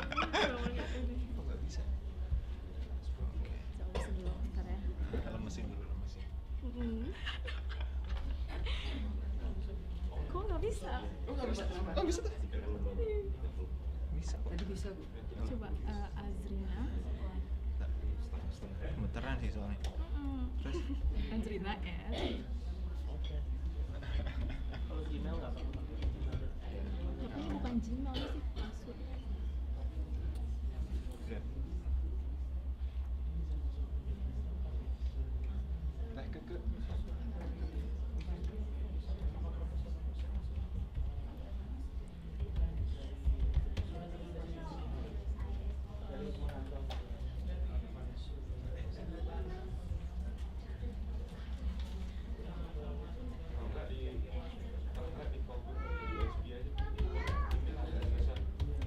Iya.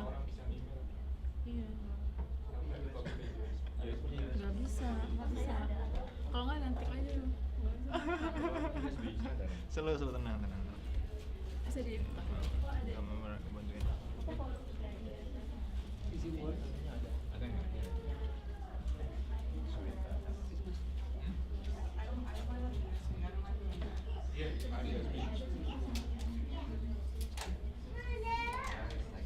Ke. Kalau pakai komputer itu boleh nggak sih? Boleh, bisa. Guys, if you have a presentation that you want to present, a PowerPoint, I think you can copy it to her USB, so you know we have to save some Butuh time. ini nggak? Butuh. But if you have your USB, it's fine. Yeah, if you have a USB, then you can just plug it into the computer. This is the problem because Yeah, you see? HDMI-nya lagi. Oh, ini nggak ada cara. ini bisa ke USB, ada bisa USB nggak? USB bisa. Nggak, tapi ini Like a kelontong, like a toko kelontong, I don't know, like convenience store. But usually they have like a lot of people who do like that. So basically, a lot of competition. The more lot of competition, the more like they have like there's no profit for there. You know it. And because like they have lack of business skills, which is they don't have the education. That's why they don't know how to make the product good. They don't know how to compete with their people and all the stuff. And the thing is, they don't use the money for other things. So there is like another research for like a Kawan. He's from MIT, and he told that people usually use the money if they got the microfinance. 50% they use it for their company, like they make a product or they selling or like something. But 50% they use it for building their house or buy some food for their life. So basically it's not like 100% they use all the capital, or they don't use like 100% for investment, but they use it at 50%. As a result, they cannot have a big profit. But the thing is, usually people think like as long as they can pay the loans, they say it's success. But it's not that a success. We must know how we can do. So my idea, like I want to have like a training, business training, and I want to give like a learning for them, a mentoring, and teaching how and what they have the problem. I want to help them all the stuff. And usually like we want to have like a camp. So basically it will be like 2 years or maybe 1.5, because like if you just have like training for like 3 days or 3 months, I don't think so. Like people can learn just for 3 years. And we must know, like we must have to evaluate every step, everything, because like if we didn't evaluate, how we can know that this is good or not. So I will use the RCT like randomized control trial, which is like I want to see which one this is the business training is the best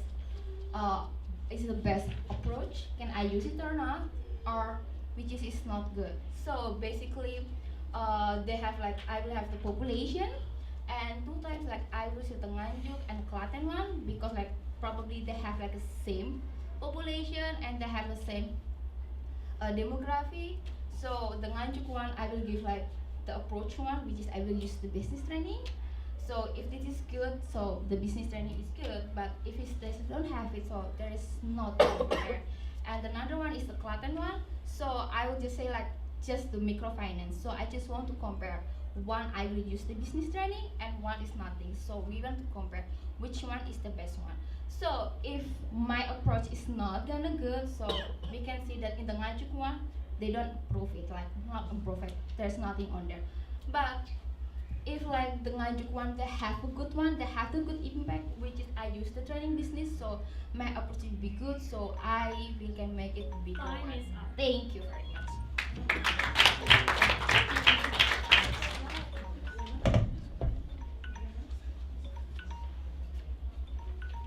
Thank you for Lydia, that was wonderful. We'll give the judges a few more minutes, and just to remind you guys, it is a 5-minute speech, and she will notify you after the 4-minute mark. And just to say, for the judging criteria, we do have 5 criterias, which is the content, the comprehension, the engagement, and the communication. So those are the criterias. For the next one, we have Mariam Karima.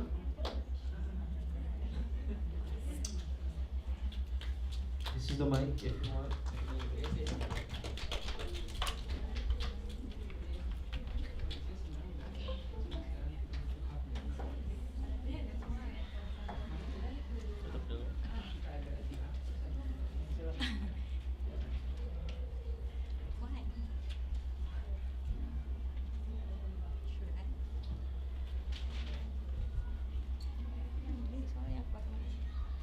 Silakan.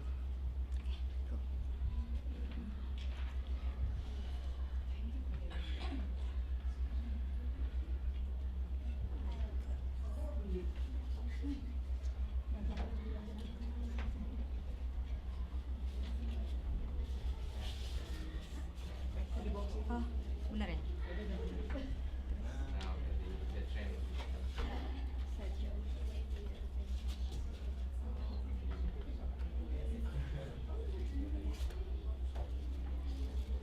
Start? Okay. Can I have?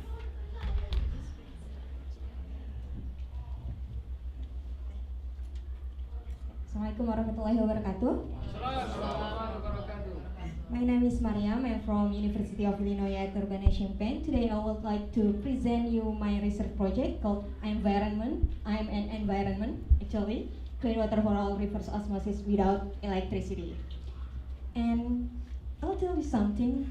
Last year I visited some island in Indonesia and I find the fact that a lot of island there lack of water access. You know, water is essential, right? And they need to collecting rainwater or travel to other island to get fresh water, and it's expensive, right? You know, and it's unproductive. So, and I realized that, well, water scarcity is problem around the world. I know why. It's 3 out of 10 people actually lack access of electricity of water. Sorry, and then 1.83 million people also lack of basic drinking water. And this I'm thinking to provide them with reverse osmosis. What is reverse osmosis? It's kind of like membrane to produce fresh water. So you can pour the brackish water and you can have fresh water from that. It's very simple. But this is the previous solution of that. Typical reverse osmosis require a lot of energy. It's also expensive. It's maybe for 1,000 gallons per day. It will cost you at least $10,000, and high maintenance. Not easy to move, not movable. And this is my idea. What is it? Okay. I'm sorry. Why? I don't know. It cannot read. But the first one, provide fresh water with small capacity. So like every community can have fresh water they can produce, and require low maintenance and also require low energy. Affordable price, of course, because it's in a rural area or in the middle of like disaster. So we need like a lot. So we need the cheap equipment and easy to move. If you ever imagine if you stand in the middle of the flood and do not have fresh water, so it will be more disaster, even the flood. So this is my first idea with the solar panel and reverse osmosis. So, but the problem of this is you need a moving part, which is motor. and it will last maybe only 3 years, and it require high maintenance. It will cost you, if we build it from the scratch, maybe $2,500. And okay, I moved to another solution with treadle pump.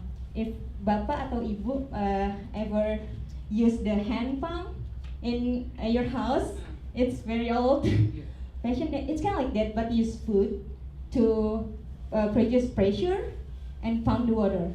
But the problem about this is it's not produce enough pressure to the reverse osmosis. So this is my solution.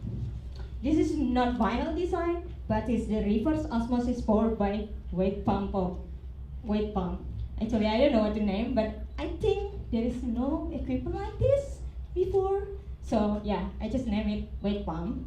Basically, it just when you pump here, give a pressure here. When you stand here, you'll produce the pressure as much as your weight.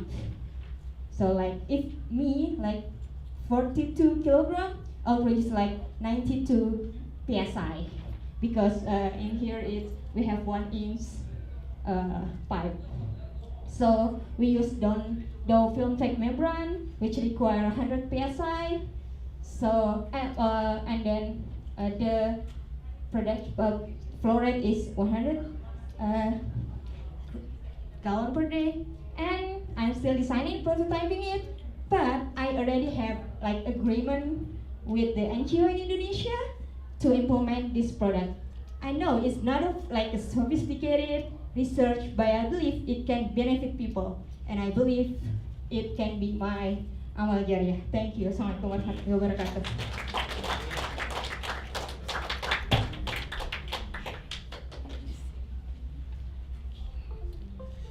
Thank you to Mariam. That was a wonderful speech for our solution for clean water for all.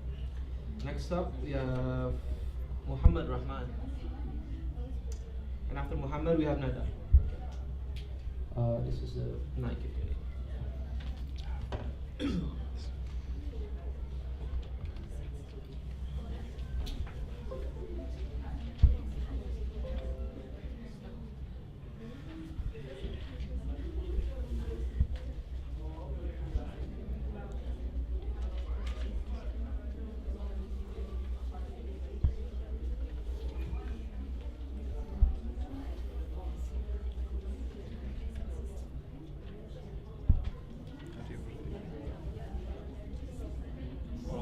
Slideshow ntar langsung ini. Oh, oke.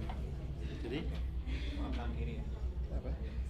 Ini kanan kiri. Ini kiri. Kalau mulai ini slide-nya ini. Oke, jadi pertama ini ya. Enggak, ini pertama. Udah on belum? Belum. Sorry. Ini mulai. Ya, kanan kiri sama ini pointernya. Oke, siap. Maaf, kanan kiri. Oke, bismillahirrahmanirrahim. Start? Okay. So, microphone, okay. So one thing that probably you notice when we first time to come to US is insurance is everywhere, right? So, okay, health insurance, car insurance, even if you will buy through eBay, okay, you can have an insurance on that.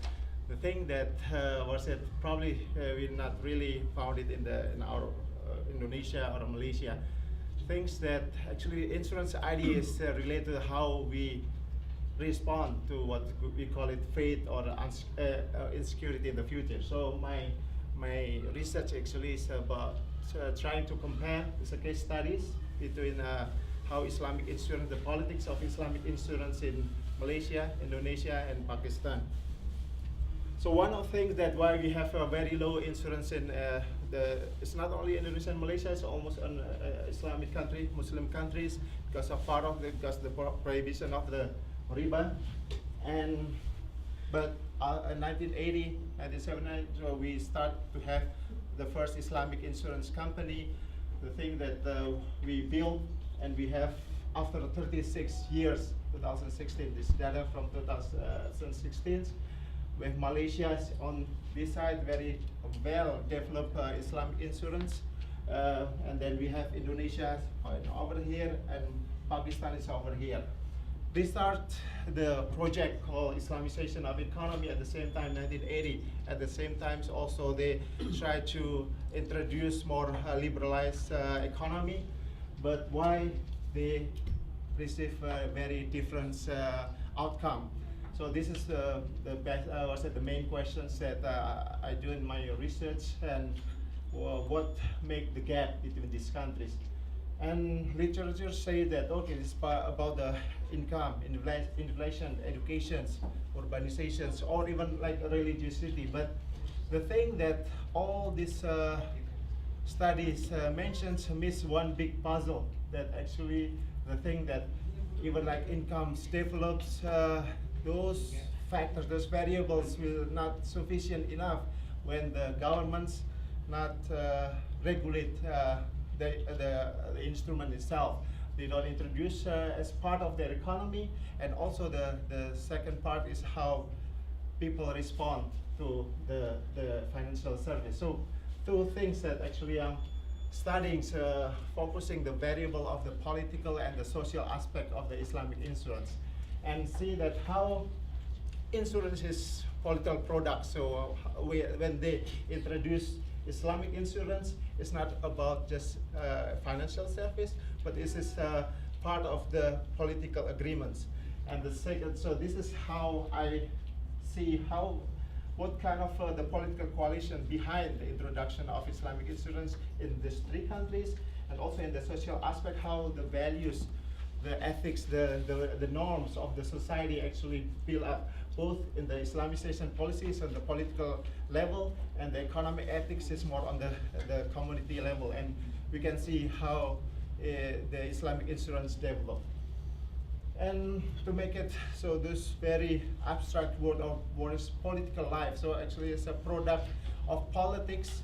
Islamic insurance, I found out maybe it is a very simplified term that our Malaysia actually the role, the state as a manager. So as a manager means that they are supportive and become in the incubator. So provide the necessary environments for the Islamic insurance to develop.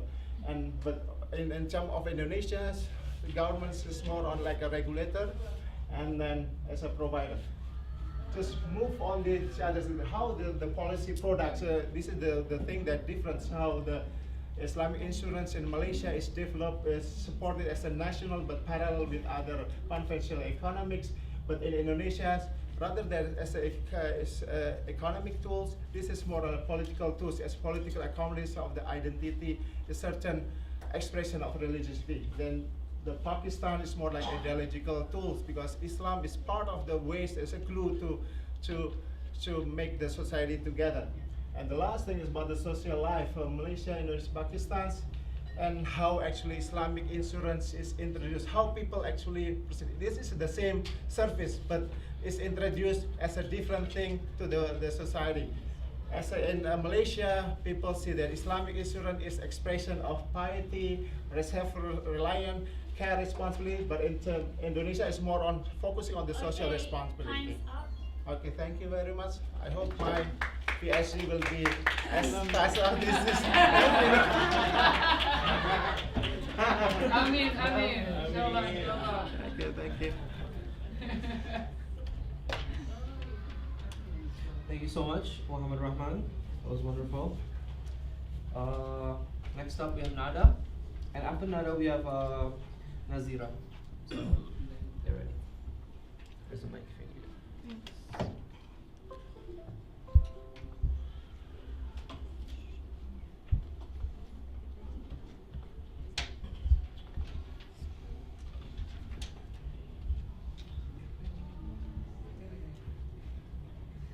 Where's the mouse? How do I make Press it? slide share. Left one. Left one? Okay, click on the presentation slide. Just make it active. Yes. Perfect. Okay, Assalamualaikum warahmatullahi wabarakatuh. So today my thesis is titled Gestational Exposure to Traffic Pollution in the DC metro area, or just DC for short. So the issue is that traffic-related air pollution represents a more harmful representative of air pollution as a whole, primarily because the particles are a lot smaller and they can transfer and move through their body a lot longer and remain and circulate for a longer period of time. Because of this, this can cause things such as gestational diabetes, preeclampsia, low-term birth weight, as well as preterm birth. So the issue that we are trying to get at is to quantify women's exposures to traffic pollution during their daily commutes, with a secondary aim to examine their commute behaviors as well.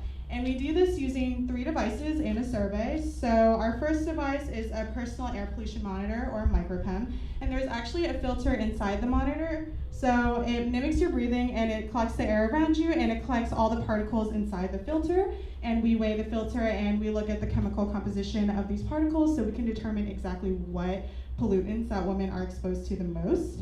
The second device that we use is a data logger, and this attaches to the OBD port in your car. So this collects information such as speed, distance, and location. So we can look at things such as how speed is a measurement of pollution and quantitative amounts of pollution. And the last device we install is a front-facing dashboard camera. This just helps us verify the types of readings that we get. So if there's an odd reading in your pollution, we can go back and verify and say, oh, this woman was driving behind a 18-wheeler truck, or she was stuck in a lot of traffic. And so using these, we're able to determine exactly your commute behavior as well as the amount of pollutants that you're exposed to while you're commuting to work. Our survey just basically helps us collect information that might not have been part of these devices. So we look at things such as your general commuting patterns, your commuting behaviors, and things of that nature. So we're currently in the data collection process, but by the end of the spring semester, we hope to have a paper ready for publication, as well as the findings and some of the key issues. So this study will definitely help with a lot of policy implications regarding maternity leave. So we can say that if women are exposed to higher levels of pollutants, then maybe they should have a more flexible work from home schedule, or maybe they should commute during off-peak times so that they're not exposed to higher amounts of pollutants and therefore damaging and causing more harmful effects to their developing baby. Another related issue that is relevant to our study is that it can regulate a lot of traffic-related pollution. This can be from the car manufacturer aspect, or city and urban development, or even like environmental policy as a whole. And lastly, since we are looking at a criteria of women of childbearing age, there is a lot of extrapolation that can be done in terms of pregnancy, but hopefully in the future, it'll provide us a lot of pertinent information in terms of pregnant women. So this is my thesis. Thank you so much for listening to it.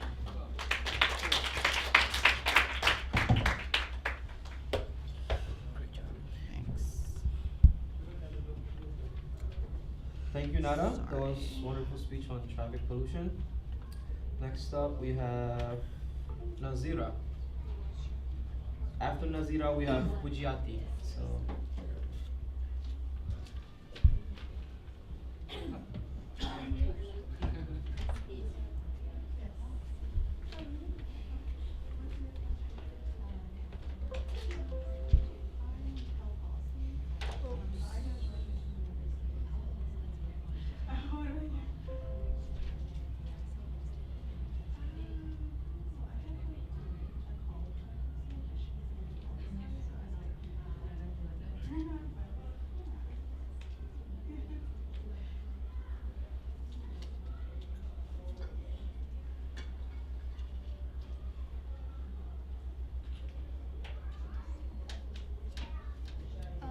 I have the PDF. How can I make it a full screen? You got it. Oh, because it's open on the browser.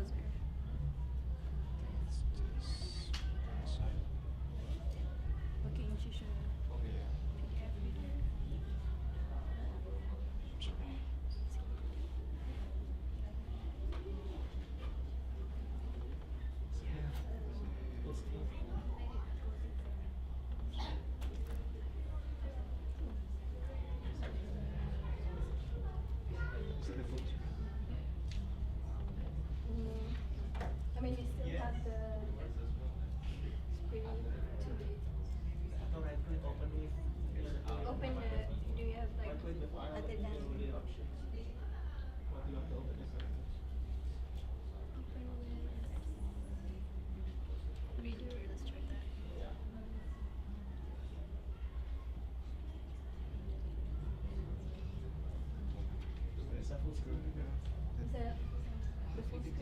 the arrow sign. Still not.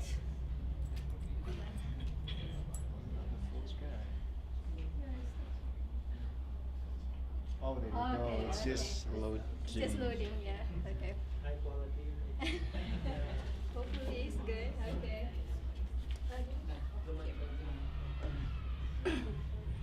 Okay. Assalamualaikum warahmatullahi wabarakatuh. So I'm Nazira from Vanderbilt University.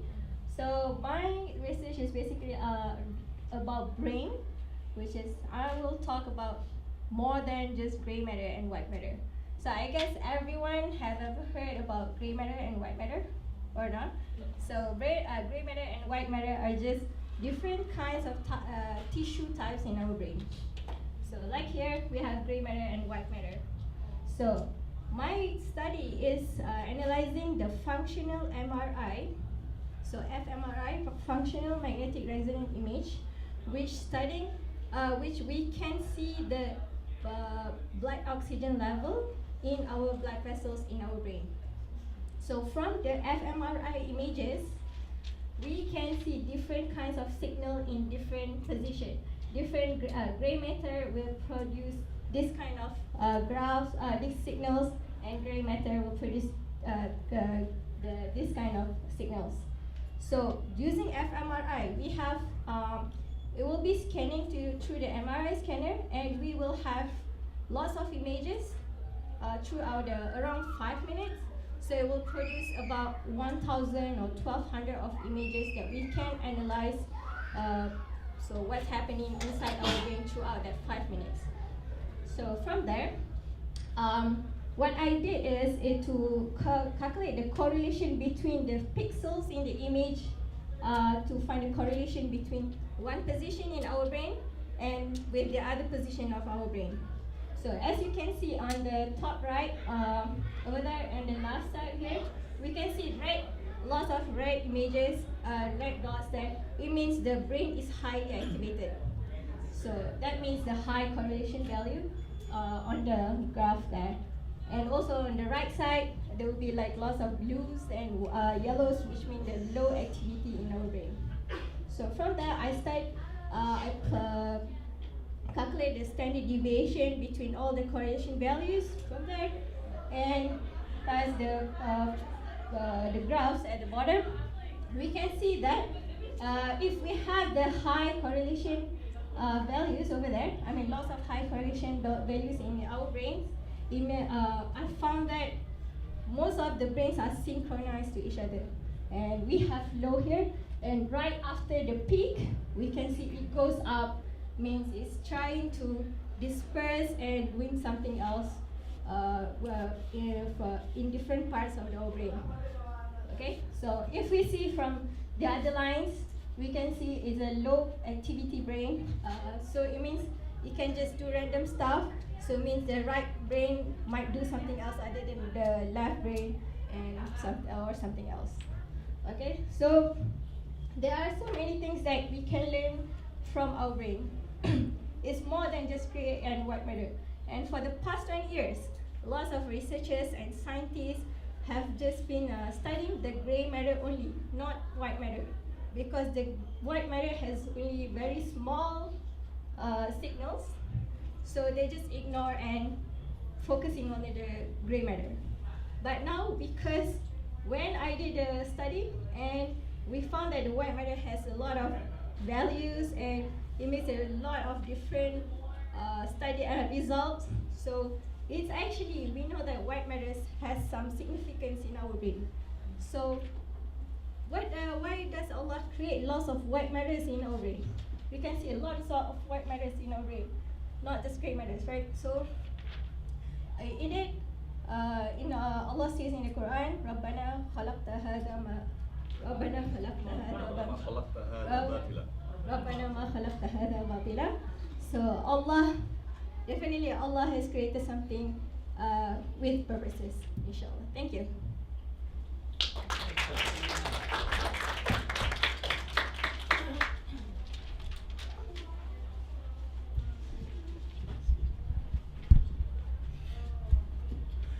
you so much, Nazira.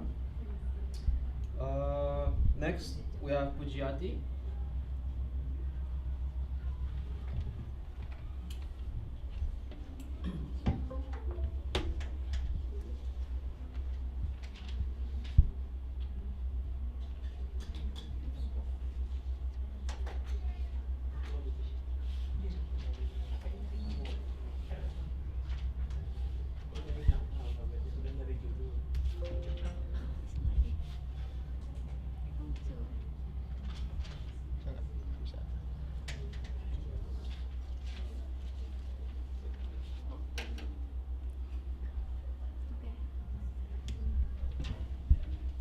Assalamualaikum warahmatullahi wabarakatuh.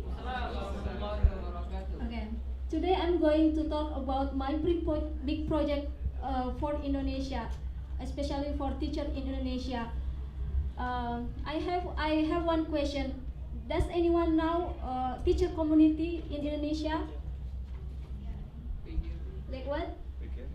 PGRI. Yeah. Yeah. Maybe some of you know about teacher community in Indonesia, but sometimes when I ask some people, they don't really know, or maybe they only focus on the urban area. They just focus to the big city. But how teacher in rural area, in remote area, can connect each other? So I want to propose this my big project. I want to bring all of the teacher in Indonesia can connect each other, and then can know more about the development of STEM education, especially in developed country like in America or Finland. Like you know, most of teacher only know, they only focus teach and teach in the school, but they don't have a chance to get more knowledge, or maybe how they can improve their skill.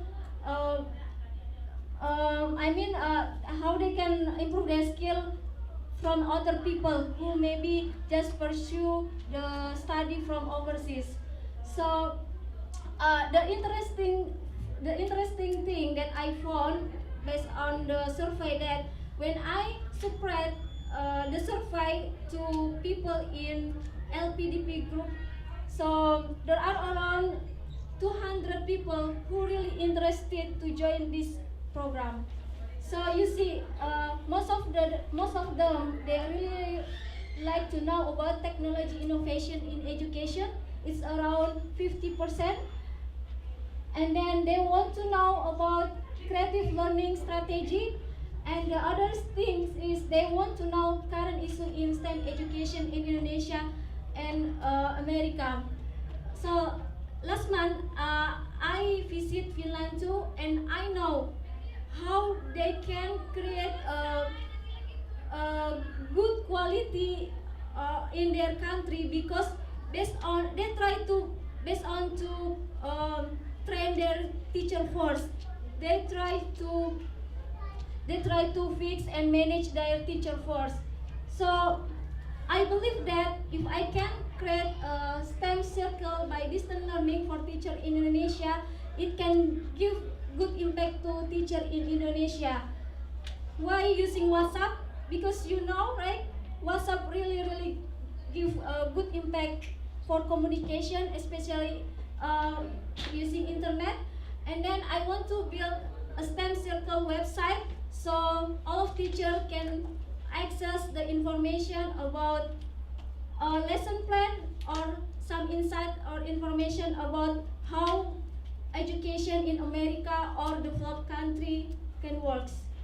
Because we know that, for example, like me, after I finish my study in America, I feel afraid when I come back to Indonesia, because I have two problems. The first one is how I can teach students with ease in happiness way, and the other one is I have to focus to the national standard, right? So it's always come to my mind. It's really hard to be teacher in Indonesia. I think you have some problem with me too, right? So that's why I want to try to make connection between teacher in all of the islands, because we live in different islands, and the good thing is to get connected by internet. Okay, thank you.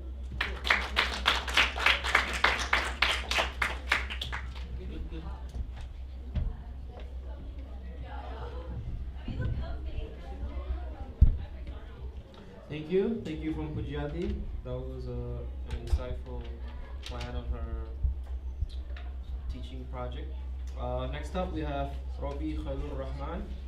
After that we have last one on Yashinta and Rahma.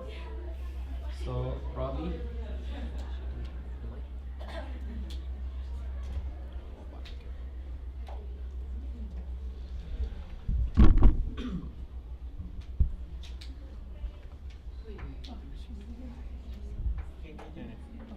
Langsung yang kiri bawah ya, sekali.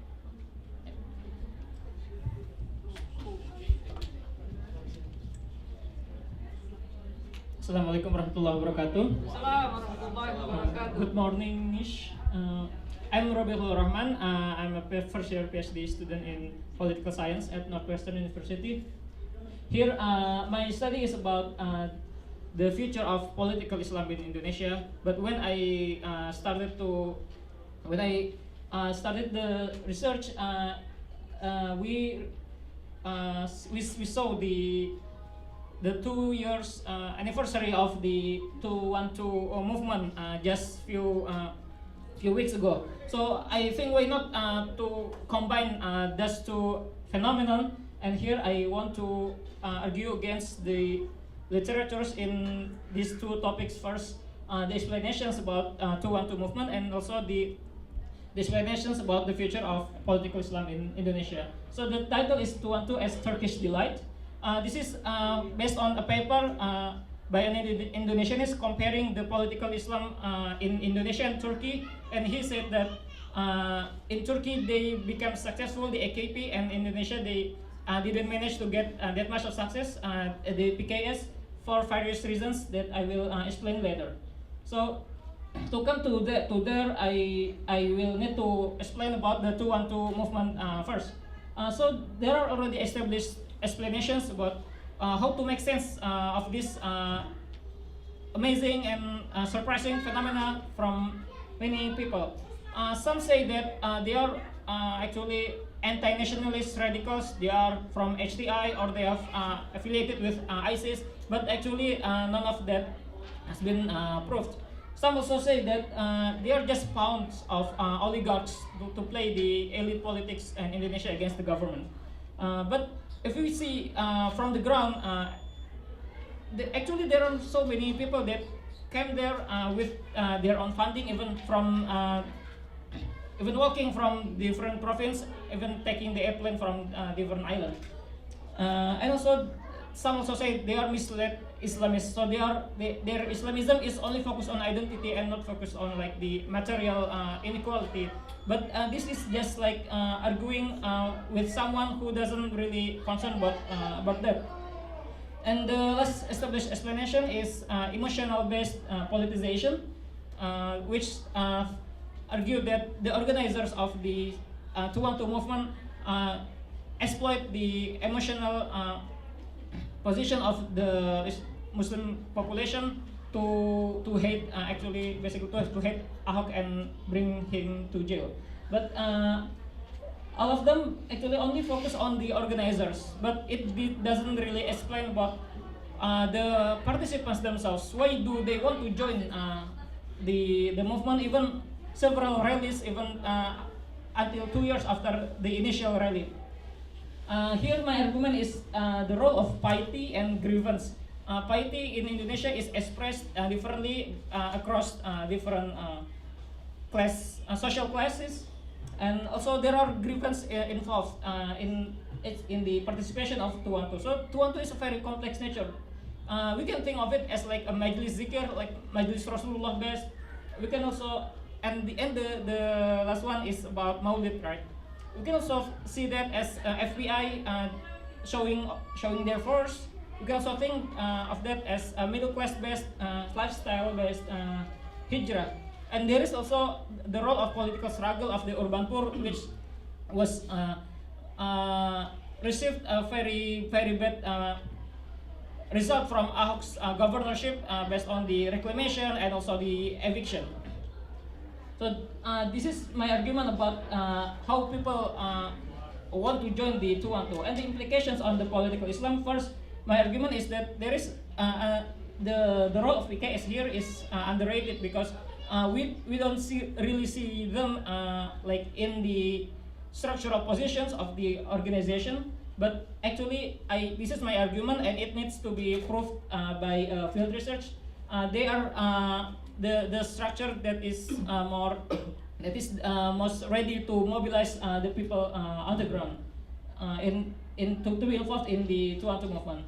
And then 212 is a tipping point potentially in favor of political Islam because they managed to make the cross-class lines among Indonesian Muslims, and the secular populist, the Jokowi administration is also already delegitimized. So 212, is it an Indonesia's Turkish delight that we can copy Turkish success? It is a question to be answered later. Thank you.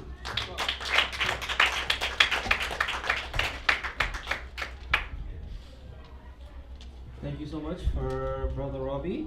We'll give a few moments for the judges. Next one, our last one, we have Yashinta. But after this one, we have some door prizes for you guys, so stay tuned. And yeah, for Yashinta. Here's a mic. Can I take this?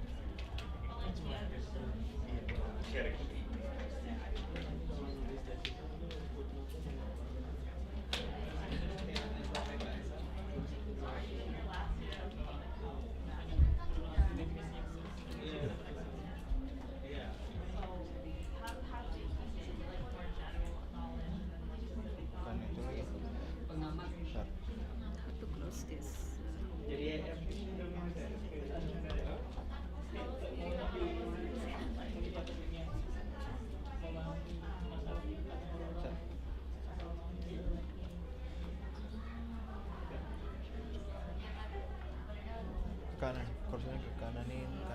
Kananin aja. Where is my figure? There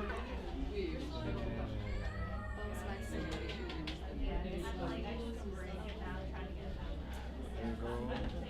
You need pointer right and left. This is? Next year. Okay. You want this microphone? Where? Oh, this one. Assalamualaikum warahmatullahi wabarakatuh.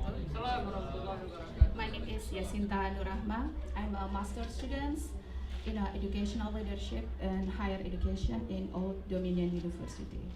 It is in Norfolk, Virginia. So my studying is about how U.S. higher education systems works. And this one I would like to talk about legal issues in distance learning. Have anyone of you have ever take distance learning program or distance learning course? Yeah. Okay, so can you compare it? How do you feel it according to the quality of the distance learning course with the traditional method that you will have your professor in a face-to-face in the classroom?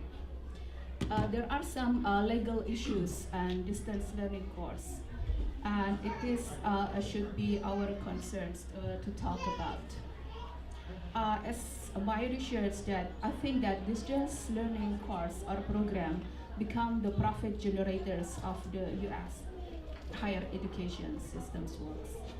They mainly produce its distance learning course and program as a profit maker, and it is our duties to criticize, to make it more what is called, to make it more careful before we decided to take a distance learning course or programs. There are some key points of legal issues in higher education. According to the last decade, there are the massive growth of distance learning courses in the US higher education system. And it gives billions of dollars to the university colleges. And there are some issues, that underlying the distance learning course, especially to protect the consumer students from fraud or scams in distance learning. How we avoid yourself to protect fraud and scams in distance learning. The US government established what we call as an NC-SARA, National Council for State Authorization Reciprocity Agreements. This is kind of regulators who manage the distance learning program in US higher education. So for example, if you are based on a certain states, you can take the distance learning course in another states. And in order to do that, your university should be enrolled in a NC-SARA. And the US government intervened with the distance learning industry to maintain that the students or the consumers give the best education that they should have.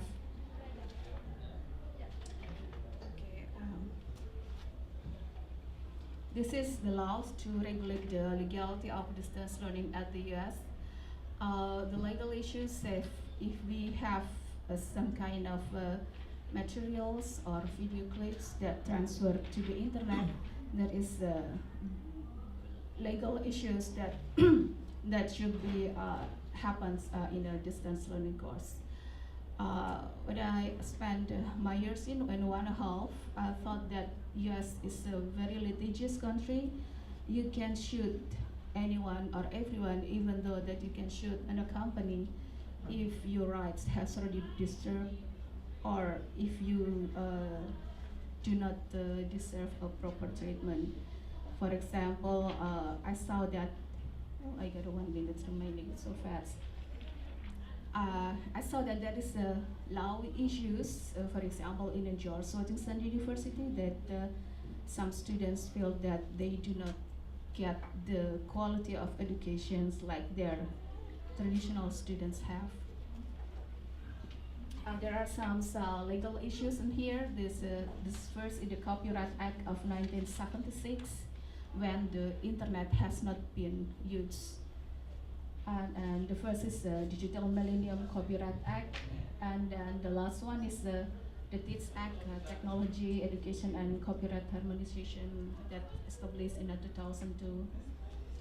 This act is to legalize the audio or video clips as copyrighted works to use in distance learning, and this is how the US government does like. Okay, and the US government intervention here is tying federal funds. Okay, thank you for listening.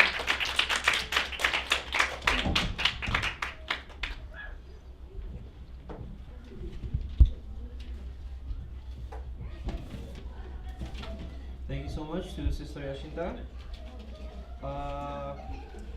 We will announce the winner of the contest tomorrow at the closing ceremony, so stay tuned for that. Yeah.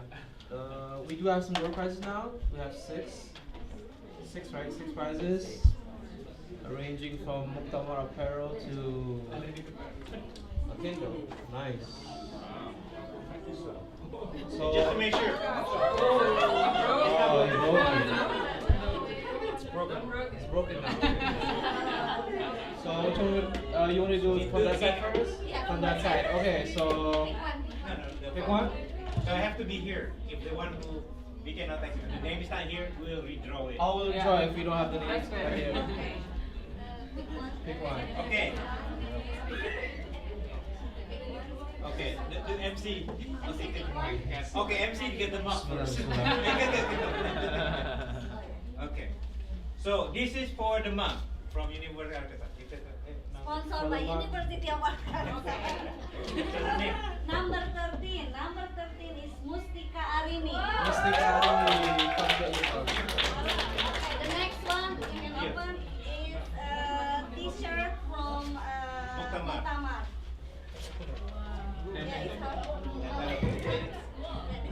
Okay. Number 11, Mas Boymin.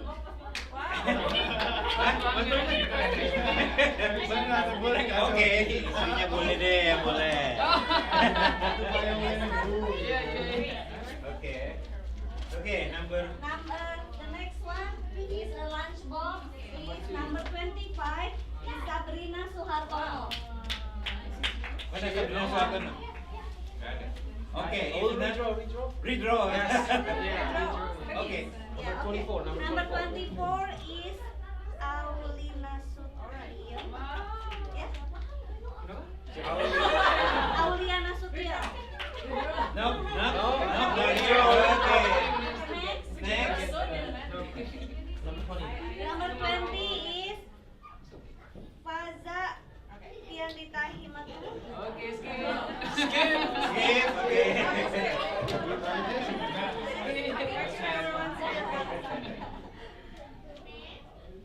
Oh, yes, dear. Okay. Number 22 is Ilham Permata.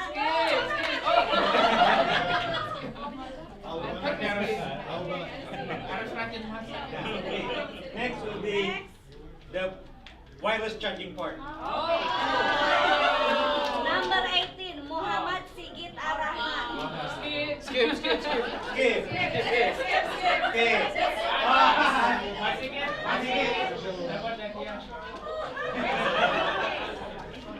Okay. The next one is Bluetooth speaker. Nice. Skip. Aula Al-Balad. Oh, jangan. Last one. Number 12. Number 12 is Ilham Dania.